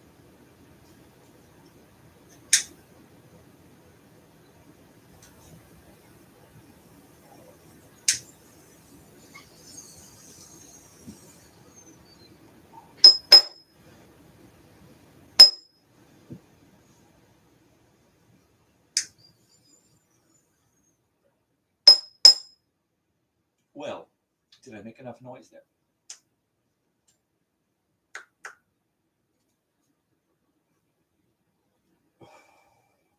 All right. See this? Sometimes the meter works and sometimes it doesn't. And then I can't tell if I'm being heard. And then I go like this. And the meter doesn't move. So it makes me wonder, can you guys even friggin' hear me? And then so when that happens, I'll pick up my phone here and go to YouTube and go find my live stuff and then listen to me. Go find my live stuff and then listen to me. And now I find that yes, I am able to be heard, and like that. I don't know much about this digital technological monster, but I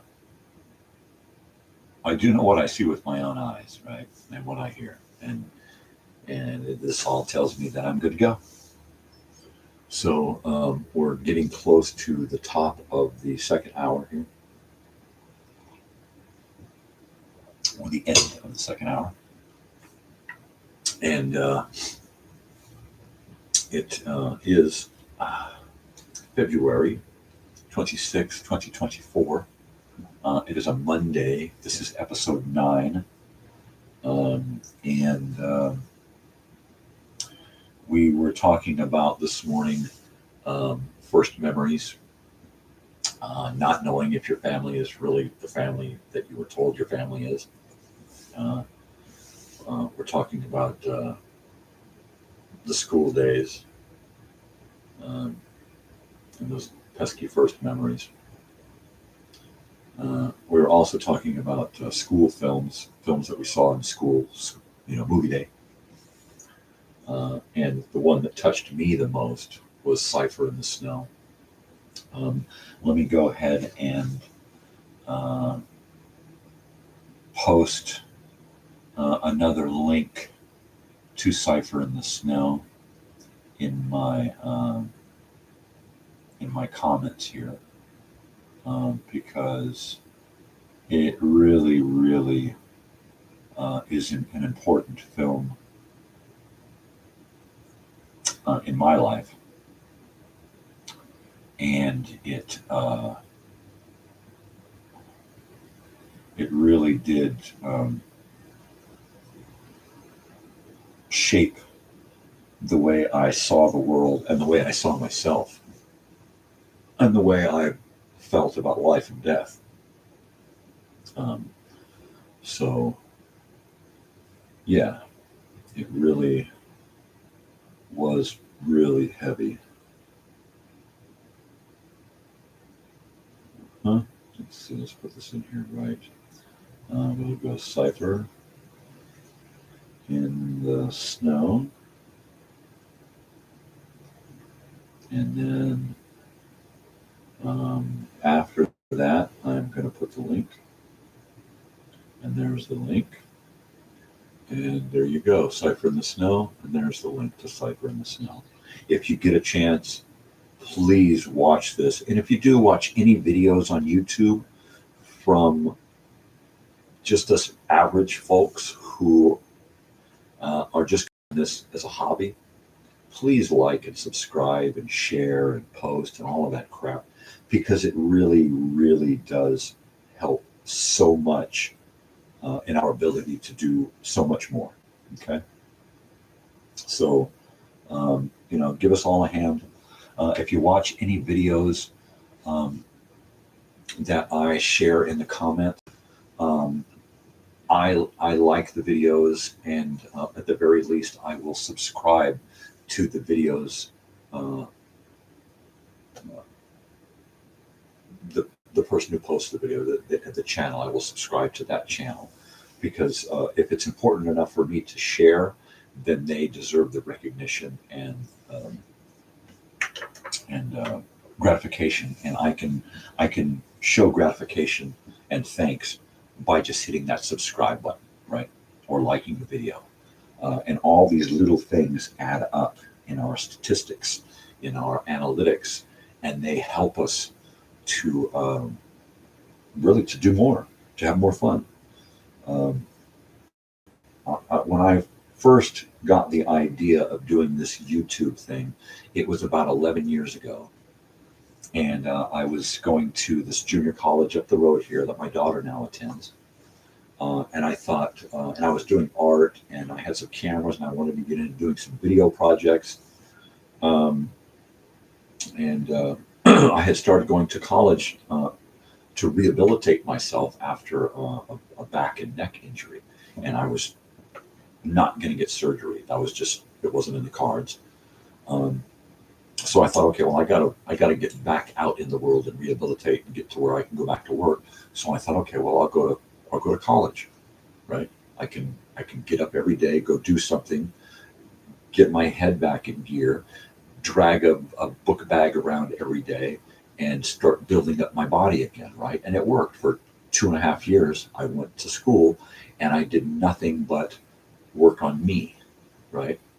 And in 2013, I created a YouTube channel, Crazy Old Weird Bearded Guy, and then did absolutely nothing with it.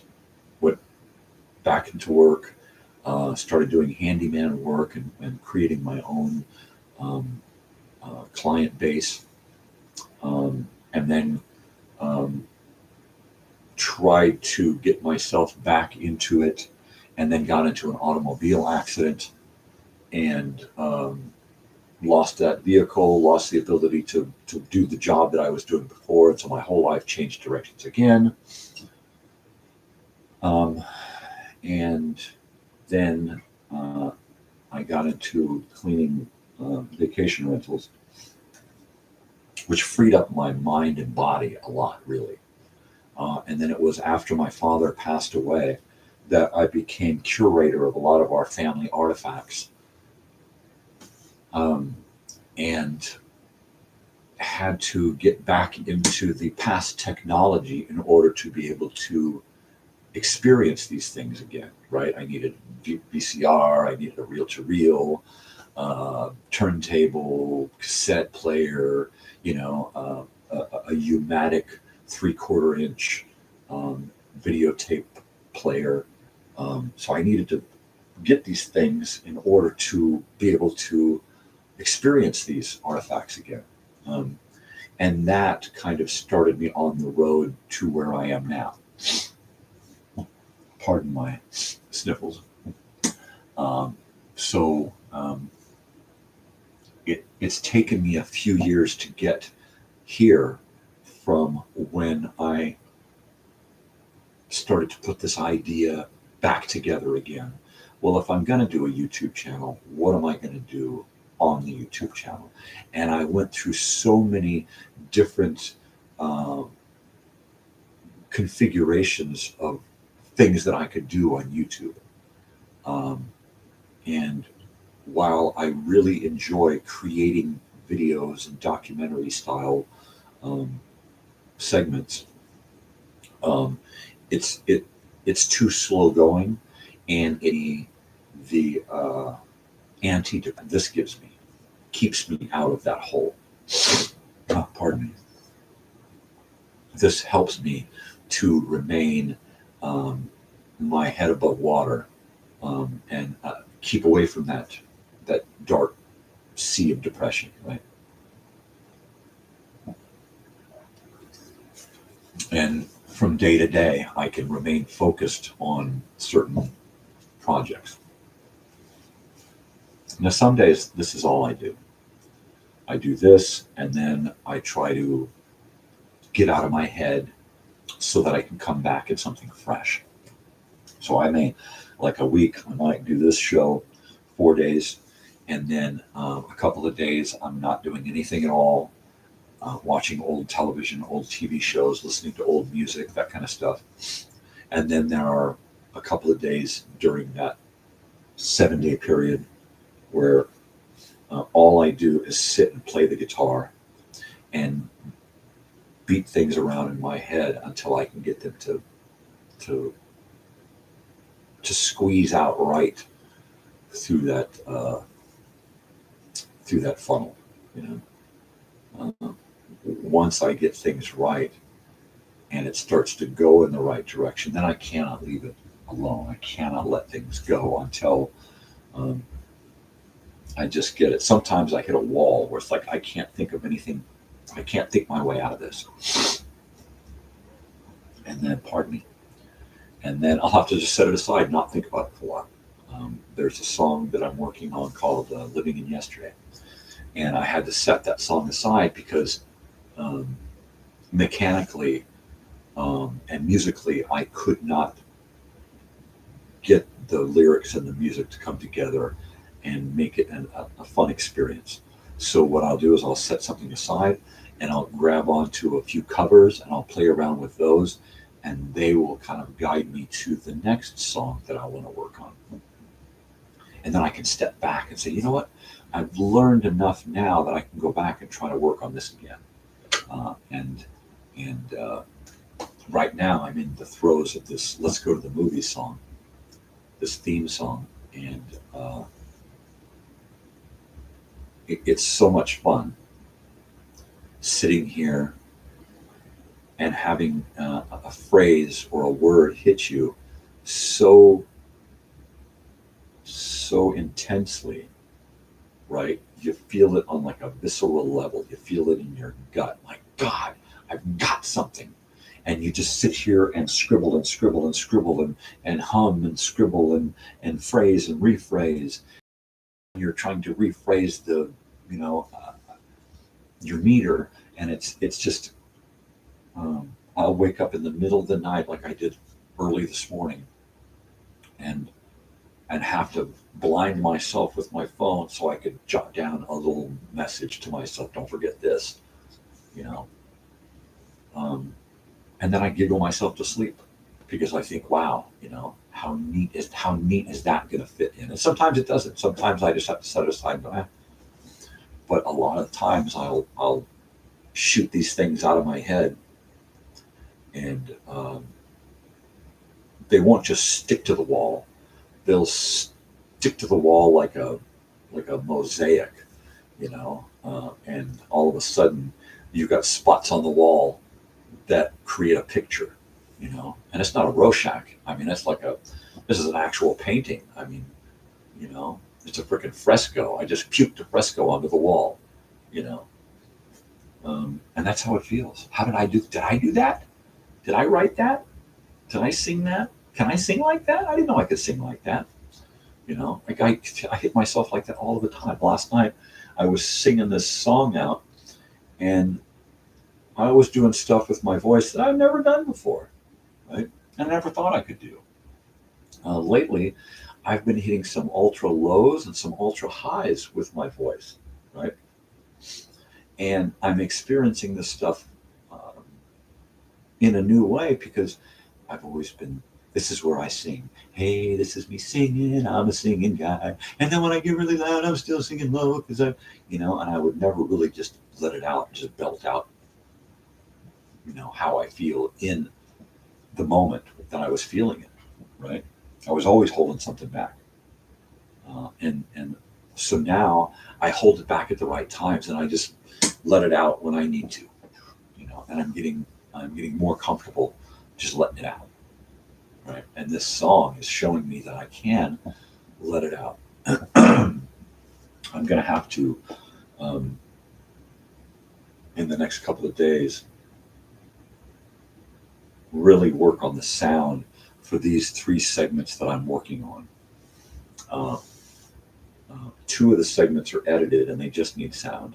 One of the segments, this last one, is I need the segment, but I felt that it was important to get this theme done while I was in a thematic mood, while I had the juices flowing, right?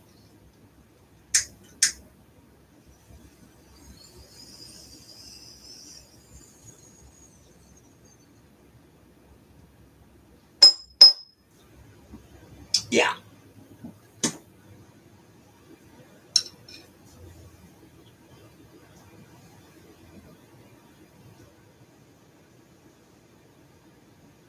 Well, anyway.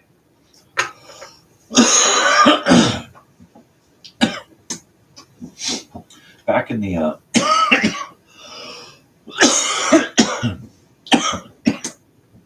back in the late 70s, early 80s, like I was saying, Rancho California, i.e. Temecula, was a much different place. It was on the west side of the freeway was Old Town Temecula and not much else.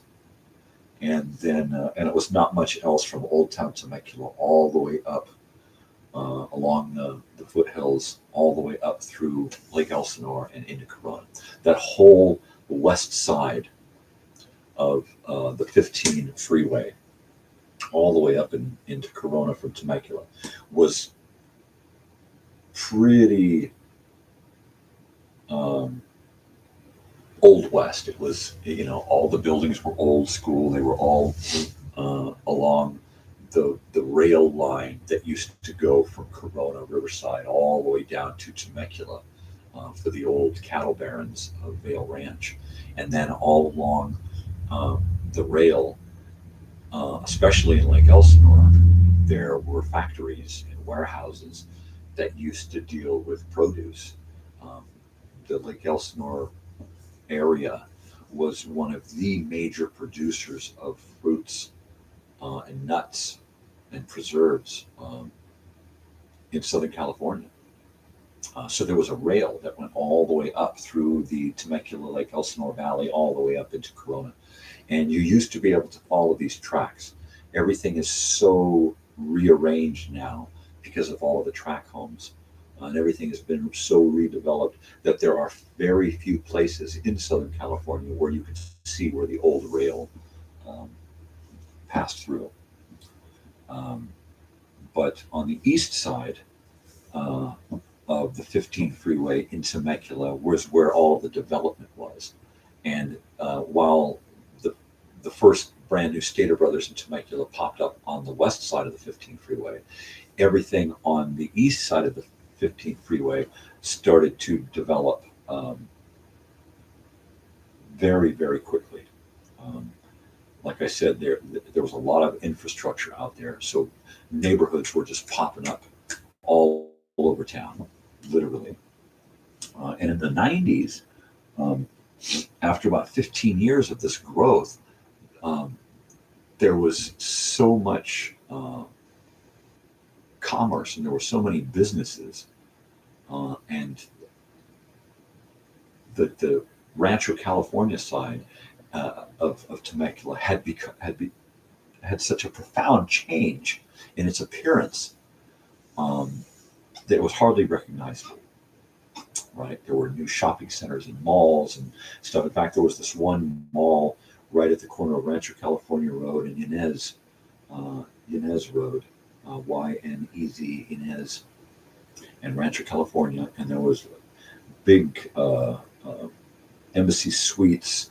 The original mall had grown and changed. There was a new mall, and I'm talking shopping mall, not an actual mall, and theaters and stuff. And underneath the ground was just this huge infrastructure that had gone down before they laid the parking lot and the apartments. And there was this wash that came down,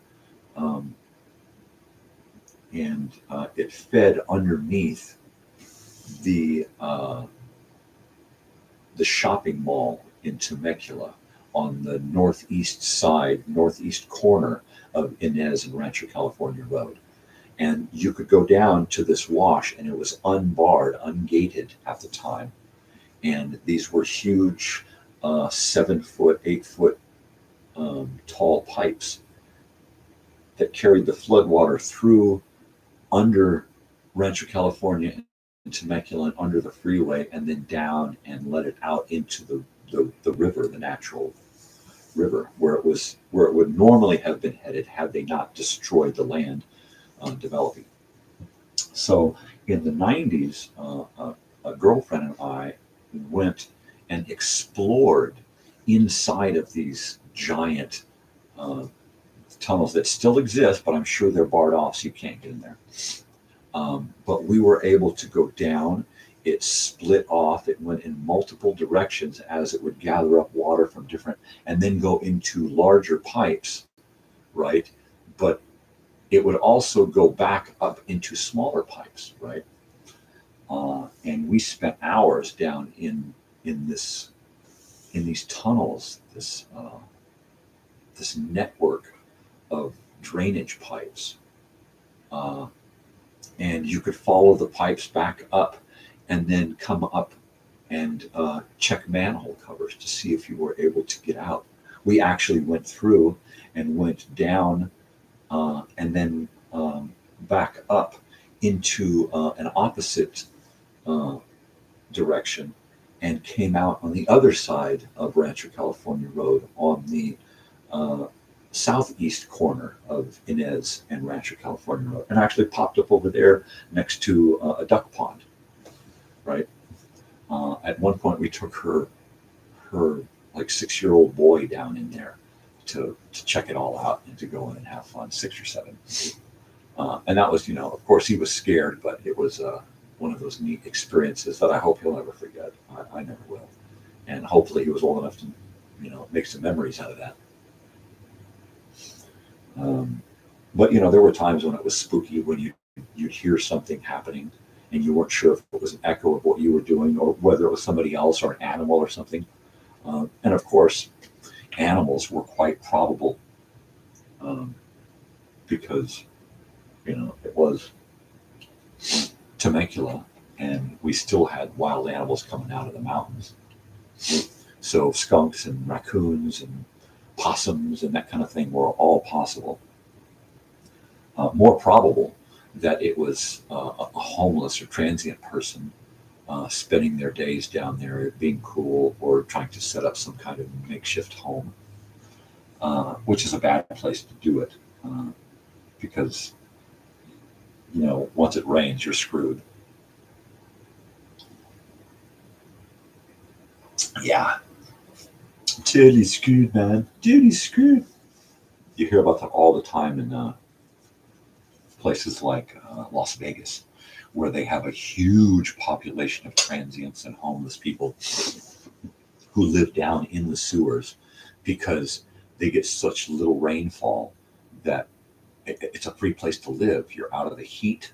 It's cool. It's safe. It's dry. And then all of a sudden, out of nowhere, you get this torrential downpour, and these tunnels just fill up and wash all of these people down river, and they're picking bodies out of the dirt, So yeah, probably not a good place to hang out. If you're going to do that, you need to be high up somewhere where even if it gets flooded, you're up high enough that you don't have to worry about it. I got to warm it up here.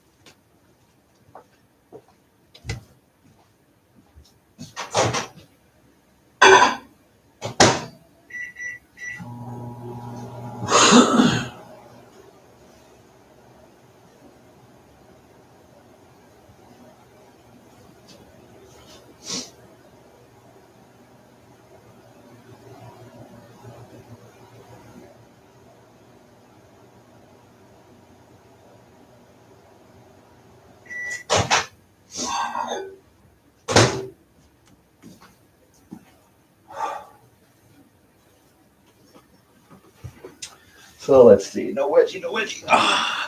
So the other day on my social media platform, I posted a comment something to the effect of, I've got so many things on my plate, it looks like Thanksgiving dinner.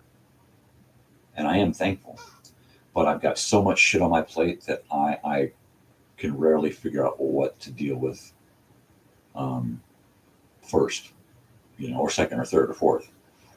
So I try not to think too much about what's going on. I just try to grab a hold of something and then just go full-blown tunnel vision on it until I can get something accomplished, some kind of headway.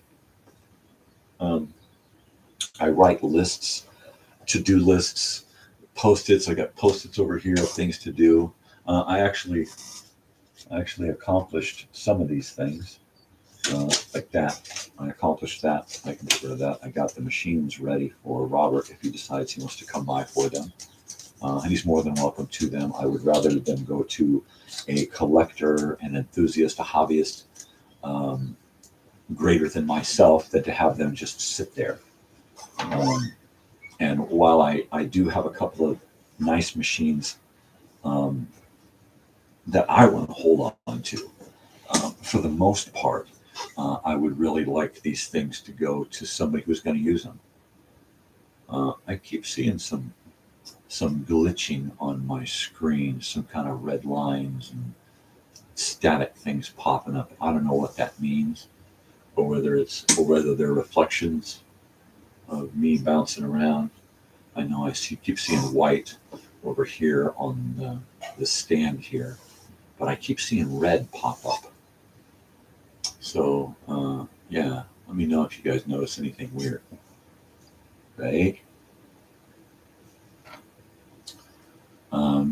So I try to keep it organic on this show. I just kind of like talk about the first things that come into my head.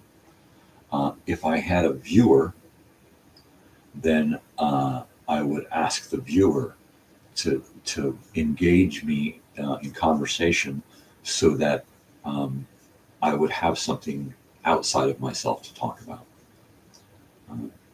But I don't give a rat's ass, so there you go. But like I said, viewers aren't as important to me as just getting this out. Die empty, man. So this is how I am going to die empty. I'm going to unload myself, upload myself onto this platform.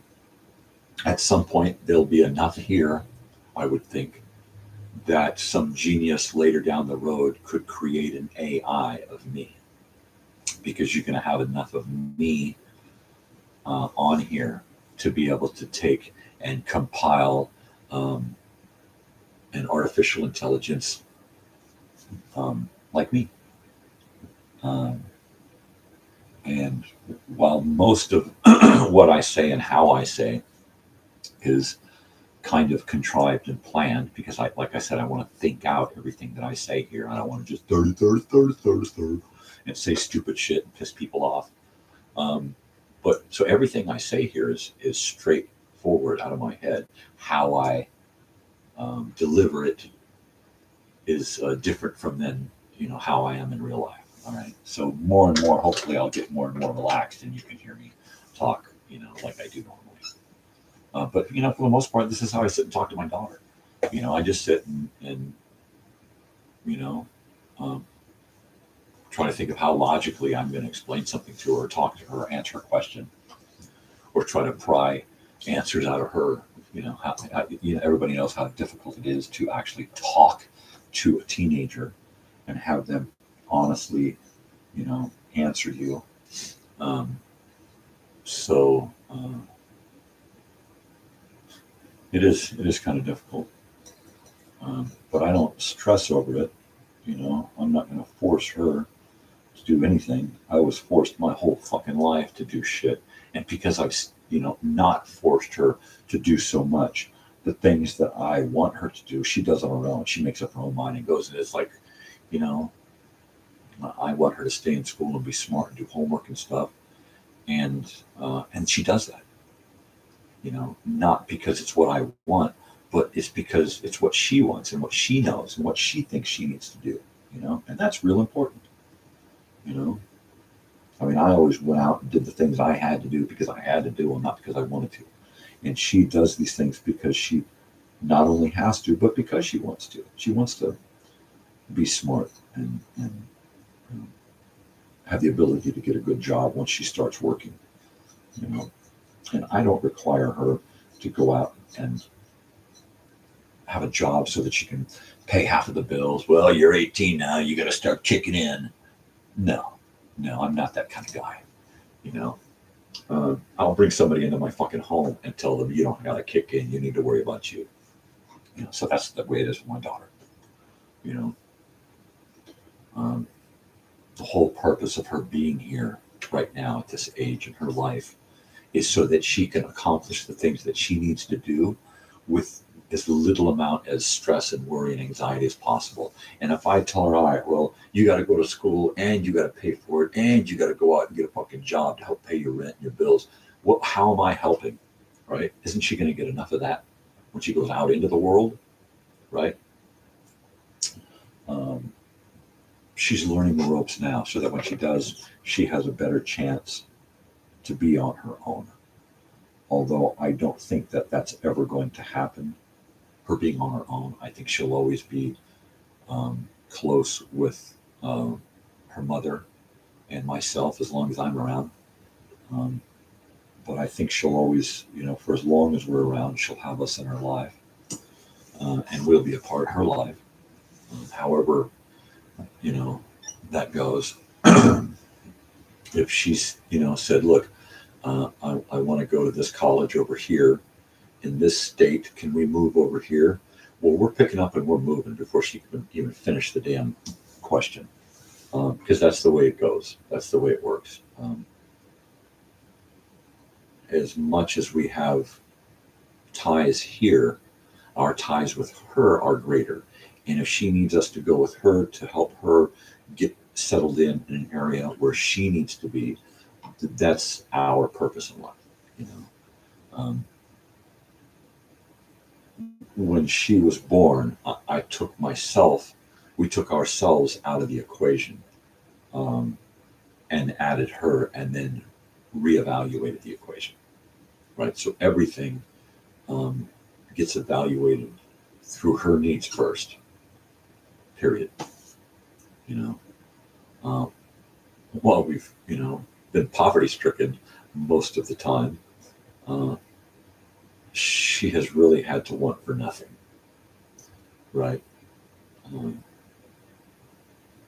And having wanted and needed most of my childhood, it's really important for me to be able to say that, about her and her childhood.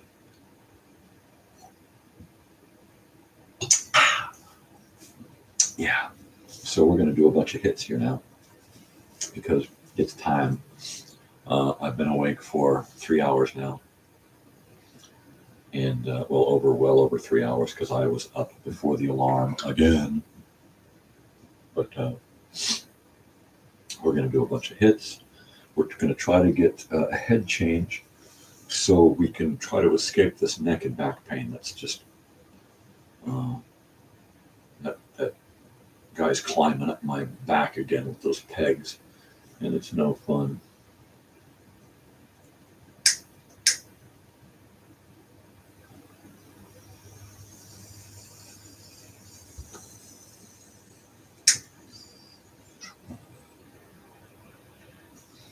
I think the girls are sleeping in today.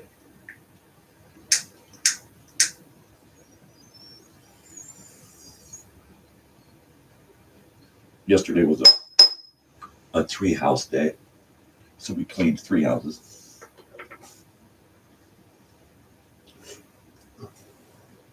Which pretty much helps us wrap up the bills for the end of the month, which is pretty cool. Because that takes, worry away. Every once in a while, I get to do something a little extra at one of the houses. which allows me a couple of bucks to go out and buy a record or a t-shirt or a hat or something. T-shirts, I'm really into t-shirts.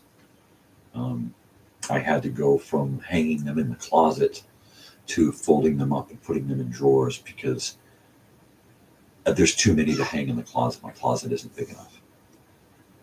So now I have, my wife has meticulously folds them and puts them away in a drawer, and one drawer is full and another one is filling up. So I'm going to have to switch.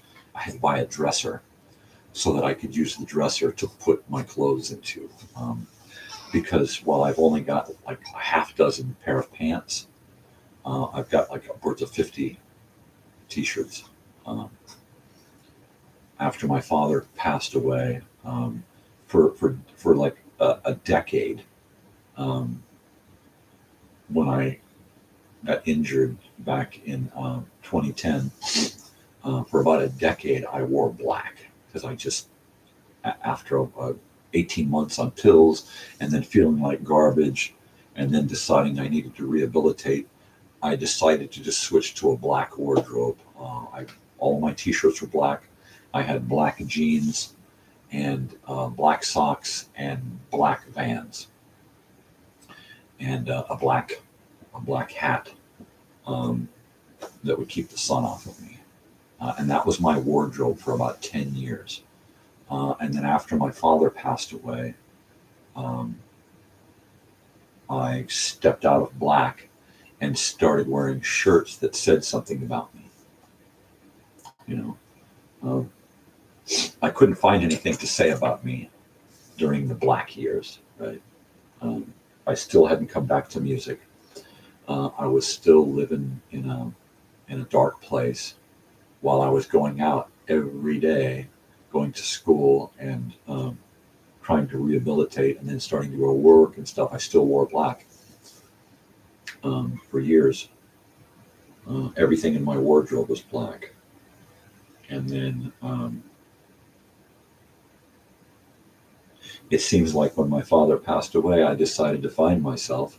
And one of the ways I worked at finding myself was trying to express myself and tell the world who I was just by a shirt or a hat with something on it.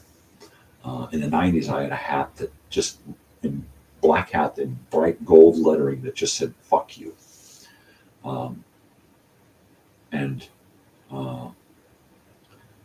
That was the last hat that I had that showed any expression of who I was. Until a few years ago when I bought a Chiquita banana hat from the 1980s. And I've got it hanging up in my room. And it's one of those blue truck driver baseball caps with the snapback and the vents, the screen vent on the sides. And it says Chiquita banana in the logo right on front. And so that was part of my buying vintage stuff, and then buying vintage t-shirts changed into just buying shirts that expressed who I was, vintage or retro or some kind of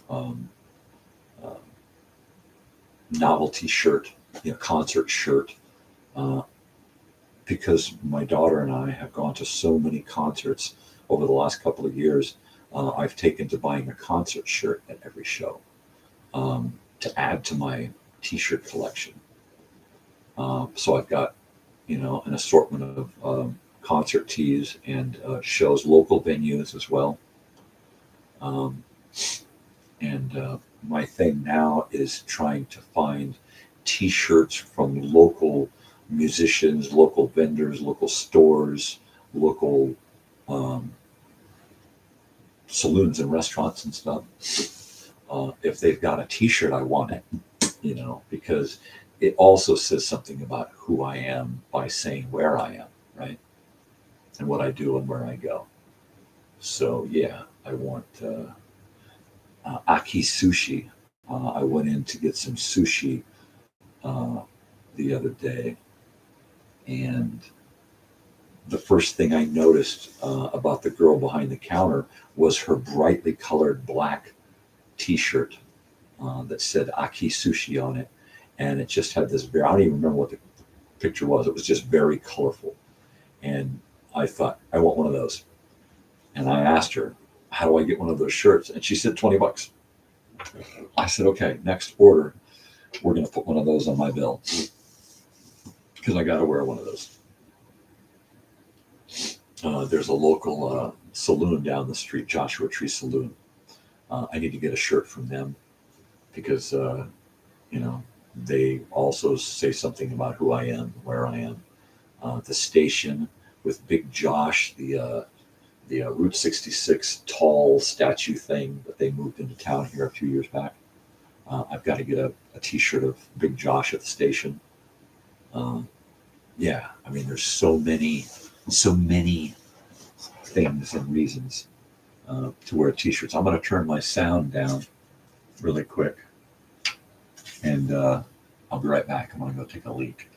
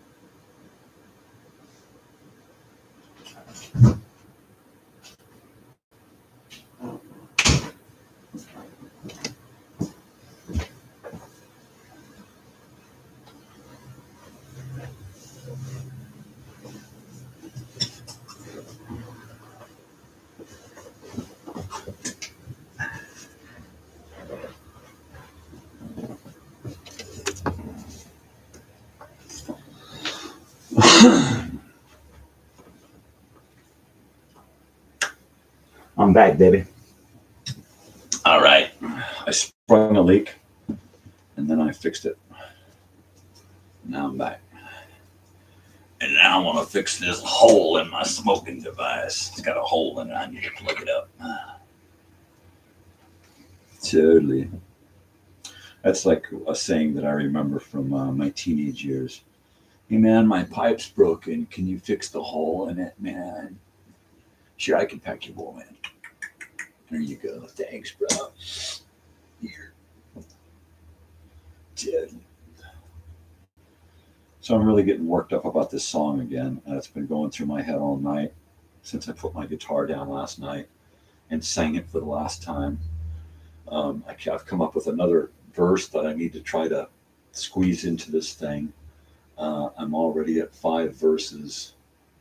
4 verses, 5 verses, and it's kind of one of the verses actually becomes the chorus. And I think I've come up with another verse actually, or unless I was dreaming of the day before.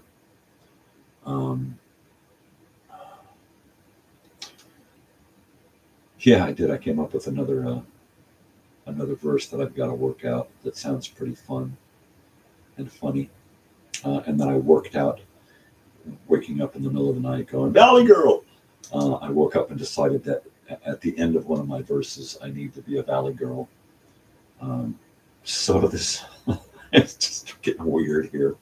Go figure. It's just taking on a life of its own, this song. As many of my things do, I try not to think about the direction that it's going. I just kind of let it flow organically. I don't sit and think about, how's this going to work? I just let it out and let it out and let it out until it flows properly. And I'll write shit down and then rewrite it and scribble shit and rewrite it and re-sing it and rephrase it and remeter it until it does what it's supposed to. I don't know what it's supposed to until it gets to that point. And it's like, oh, that's where we were going with that. I wrote something down, and then I thought, there's no way that I'm going to be able to fit this in. There's no way that I'm going to be able to phrase this verse so that I can squeeze this in. It's such a long, weird line. How's it going to work? No. And I just kept pushing it aside. And then all of a sudden, while singing out other portions, it just fell into place, and I don't know who else works like that. But I jot down notes and I think of things and put down little ideas. But I really, for the most part, step back and let that part of me take over. And I just kind of sit and watch and go, what are you going to do next? Gosh, that sounds neat. Do that. Do more of that. And there's this part of me that takes over and does these things that I'm unable to control, and unable to stifle sometimes. I get out of control, and I'm sure there are times when my family just say, leave it alone, man. Just step away from it. You're beating a dead horse, and I feel like that sometimes. But there are other times, like last night, where I just kind of uncorked the bottle and just set the bottle down on its side and just let it gurgle out. And, last night, it was more like champagne, where I just shook the hell out of that bottle and then just let it pop. And it just went crazy. Yeah. While I had tabled the idea, right, of playing this song this morning, I don't think I want to, because it's so fresh that I want to make sure that I've got it correct. And then I've got this other verse that I need to write out. I need to write it all out, make sure I have it phrased correctly in the right meter. And then I need to type it into Word so that I can then add my chords where they're supposed to be so I don't forget. And then I can put it into my collection and be able to then put my all into it. And know that it's, I got it the way it should be. So that being said, maybe tomorrow, if I get enough work on this today and tonight, then maybe by tomorrow I'll have this ready. Now I really want this done by tomorrow, because if I get a chance this week to go to a friend's house and do some recording, this is one of the things that I need to work on right away. because of the video segments that I'm working on, right? So fingers crossed that things fall into place and I can get sound recorded in the next few days for at least 3 videos, because that's what I'm shooting for. If I can get my 3 video segments together and add a 4th previously recorded segment, I think, therefore I am.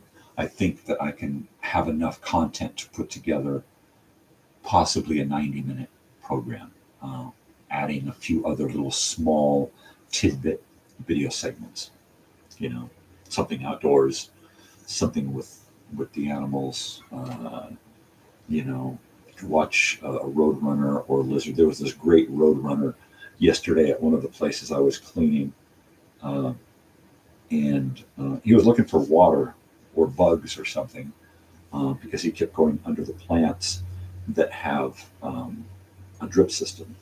So when I usually see an animal out looking, or just kind of laying in the shade, cooling off, or trying to bump up against the glass or something, I'll go out and I'll turn on a faucet and let it trickle and create a puddle, and leave it on for a few minutes, and see if the animal is attracted to the smell of the water, and let the animal, a bird, a rabbit, a squirrel, roadrunner, lizard, whatever.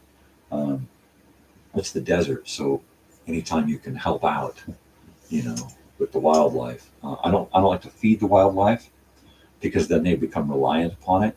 But water is one of those natural resources that is scavenged upon. So if you put water out for them, I don't think you're harming them. It's like putting out sweet water for hummingbirds, right? I don't think it's harming them.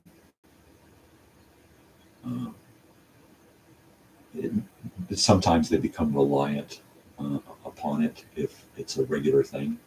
We used to feed birds, but then the birds wouldn't eat all of the food, would fall to the ground, and would bring the squirrels, and then because we were feeding the birds in our yard, the squirrels would come into the yard, and then the new dogs would kill the squirrels, and so we stopped feeding the birds in the yard, and then stopped feeding them altogether, because it just became so crazy. There were just so many birds all the time, and it being the desert, they just found it as one of their natural resources, and that wasn't good.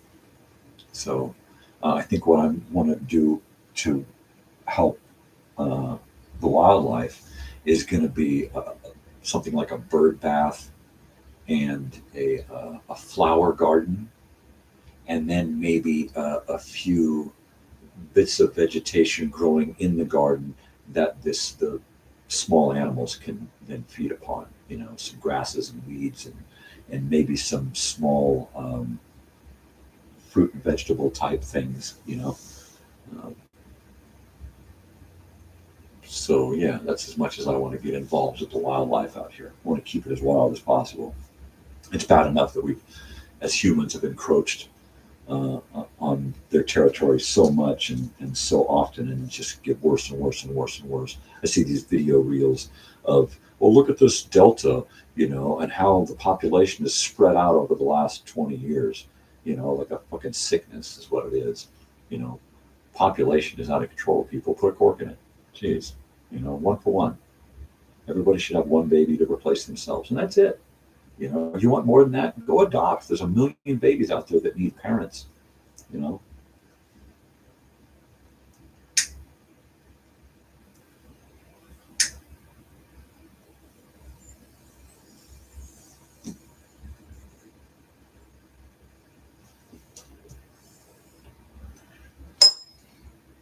So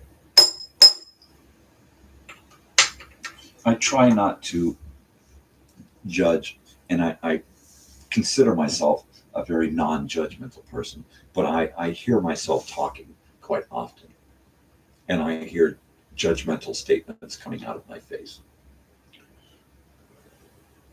So nobody's perfect. right? But I try real hard not to be judgmental because I've been judged my whole life just by my appearance, and my appearance now I keep as I've kept my appearance in the past as a defense mechanism against intruders, people who want to invade me, my space. People don't want to get too close to a crazy old weird bearded guy, right?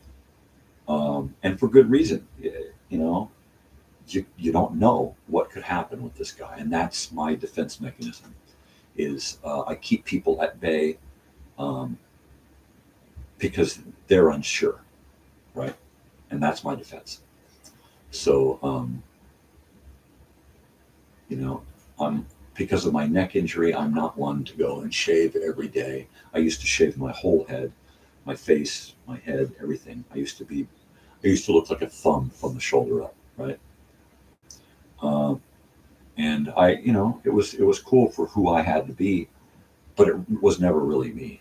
This is more me, my long hair and what hair I have and my long beard. It's just a reflection of who I am on the inside.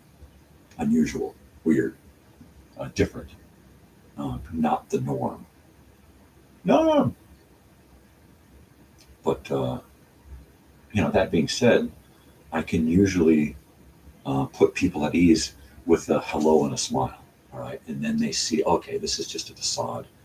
This is just a. I got a light flickering in the other room. I'm gonna see why this light is flickering.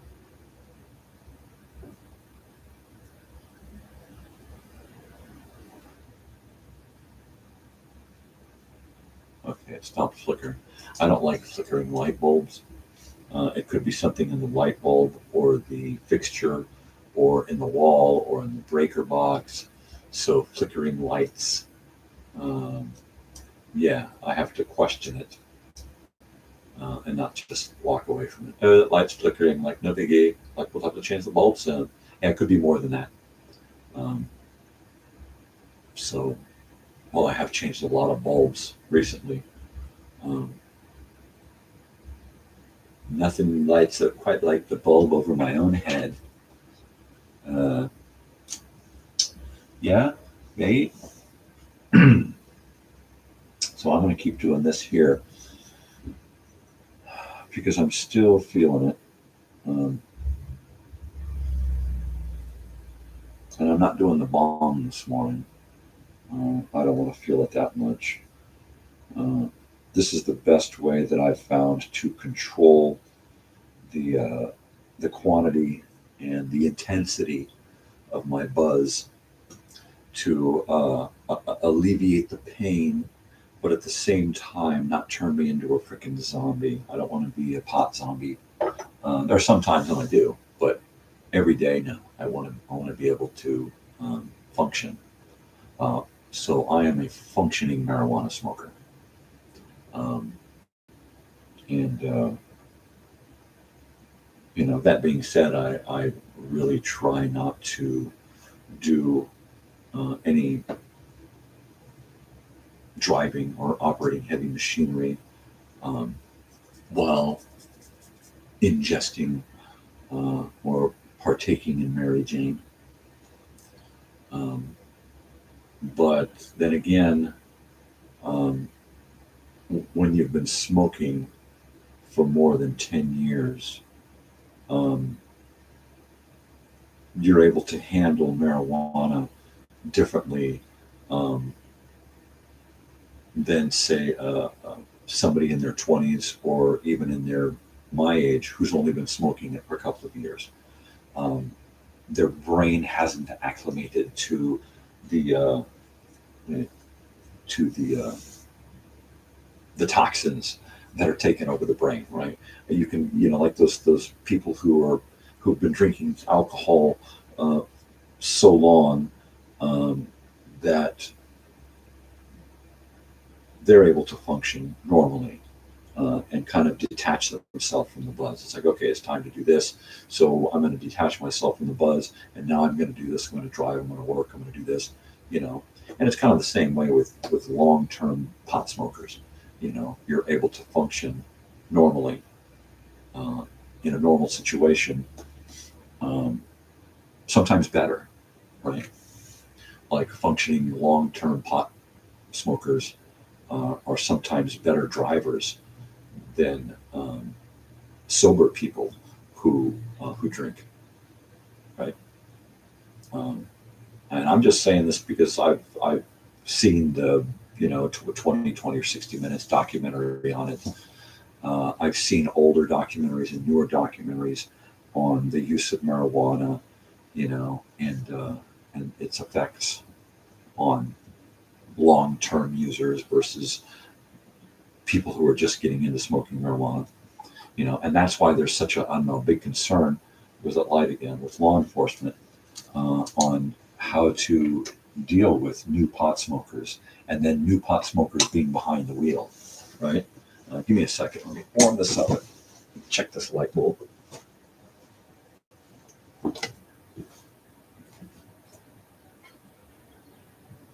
One of those.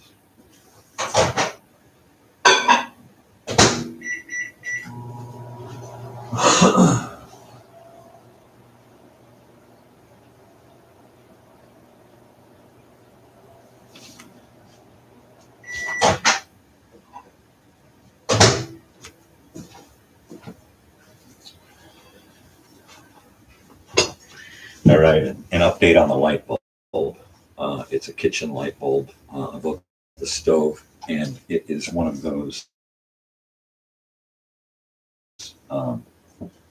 curly Q fluorescent dealies, and I don't think it likes the heat while it's been there forever.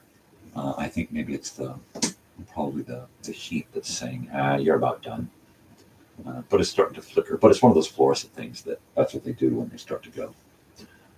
The old filament lights, they used to just burn out. The little wire would, and then there'd be a little piece rattling around inside there. Light bulbs are different nowadays, which I have a difficult time getting used to. I actually still buy incandescent bulbs. You can still find them at Walmart and other stores. Usually all you can find is the fluorescent, but now there's the LED, the light emitting diode LED lights now, and they're just that little tiny little chip with the light emitting diode, and that's it. And sometimes there's one, sometimes there's multiple inside of a bulb for dimming, and sometimes there's 3 different colors, so you can create the full spectrum of colors. But the whole LED light thing is really, really weird. I'm going to put an LED light strip in here over my record player so I can light it up. There's nothing like being able to see what you're doing when you're putting a freaking needle on a record, right? But for the most part, I like incandescent bulbs. I like the old school light. This is a fluorescent because I had to change it. Normally I prefer a nice yellowish. This one over here, you can't see it too well because of the sunlight, but this one over here is an incandescent bulb. And pardon me, I just prefer the yellowish light to the white or blue white light. I don't like that cold Arctic bluish white tint to those new light bulbs. It's not fluorescent white that just sucks the vitamins right out of your skin, right? That fluorescent bulbs, but it's more of a cold blue white heat, cold, a blue white, and it just says cold in it. My eyes don't like it. My eyes are just used to one certain tone, one certain hue, one certain, yeah. And And there goes that thing, old guy can't handle change, right? Unless it's like 52 cents.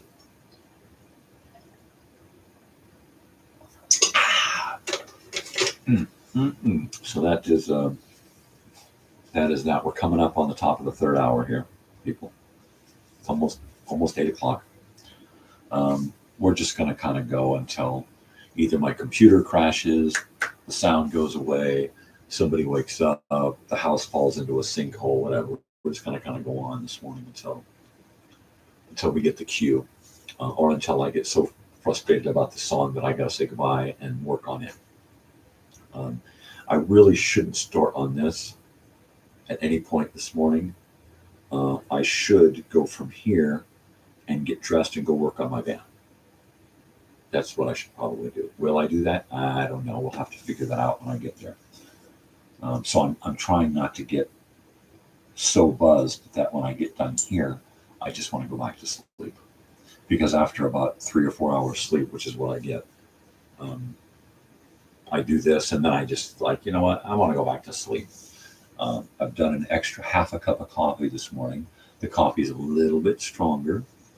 So I'm trying to keep myself, oh, that's what that red is. It's me. It's that reflection off my classical records down there. That's cute. So, yeah. I really need to work on my van. I enjoy driving it. I'm at the age and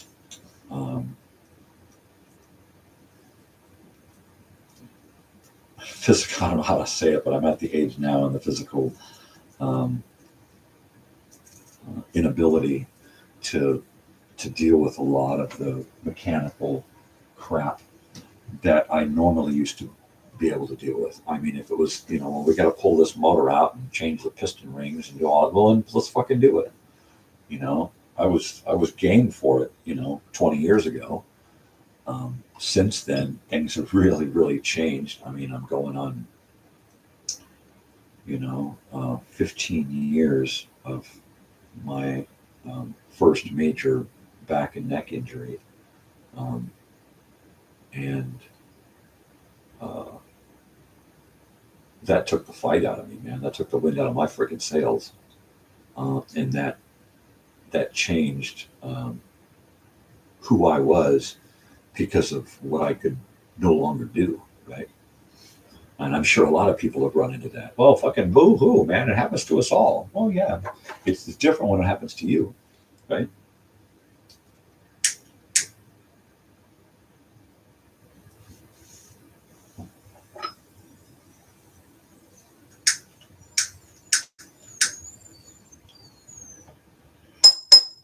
I mean, the way I had it planned, the job that injured me, I should still be at right now, right? The plan was to keep this job and use it to propel me forward, right? And 1 year of this job just took the legs right out from under me, so that you still got your legs, get up and move. So that, it changed all of my directions, and this has happened a couple of times, a few times just during the time I've been married, not to mention the times that everything has been fucking thrown into the goddamn wood chipper before that, since I was a wee lad growing up, and things were changing and all of a sudden, bang, here we're going doing this, and bang, now it's not just you and your family that's homeless, but now it's just you that's homeless. Now you're on your own at 15 years old, and you're on your own. What are you going to do? What are you going to do? And I did what I had to do. I relied on whatever friends I had and their families, because that's what I had to do. And I wouldn't be here now. I wouldn't be alive if it weren't for those people.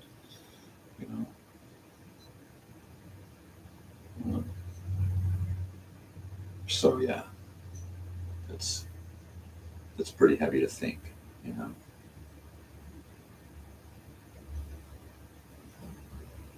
Totally, man. Totally. I don't know if we're going to make 4 hours today. We're coming up on 3 hours. Um, could we go 4 hours? I don't know. I don't know. I mean, I don't really have to do much other than open my mouth and just try to edit whatever comes out. That's it. I mean, I try to have no filter, but nowadays, you know, and at my age, you need to listen to that filter. You can't just blah, blah, blah, blah, blah, blah, blah, because it comes back to haunt you. I mean, there are times on this show where I will rant and rave about things and people and claim that I'm not judgmental, but then I'll judge somebody for usually how they judge me. But, oh yeah, good stretch. For the most part, this is supposed to be about me unfiltered. You know, me just being me, getting to know you, getting to know all about you, and letting you get to know me. Right? I mean, it's pretty one-sided right now, and I imagine it'll probably stay that way for a while. I think I'll get more actual visitations and comments in a rerun situation, which is why I've put these shows into a playlist, and you can go into the playlist and just have a ball, you know, tiptoeing through my life to my brain. At any point, you can pick up your fingers and send me a message. If we have a good enough rapport back and forth, I'll even give you my hotline, and you can call me on my landline here. All right, and I don't do that often, but if we've got some kind of connection, I will let you have my 1980s time phone here, and we can talk. All right, and I'll even mic the phone so that you're actually here with me. And then if you send me a photo, then at some point I can put you up on the screen along with the phone call, like they did in the old days, because I like the old days. They're fun. I like old school technology, old school special effects, old school movies. You know, I am not going to sit here and claim to anyone that it was better, because there was a lot of shit that should have changed back then and didn't, and still hasn't changed today. Right? Get somebody awake here. Hey, Oliver. Hi, Oliver. Are you awake? Come here, buddy. Come here. Good morning, Oliver. Will you say hi?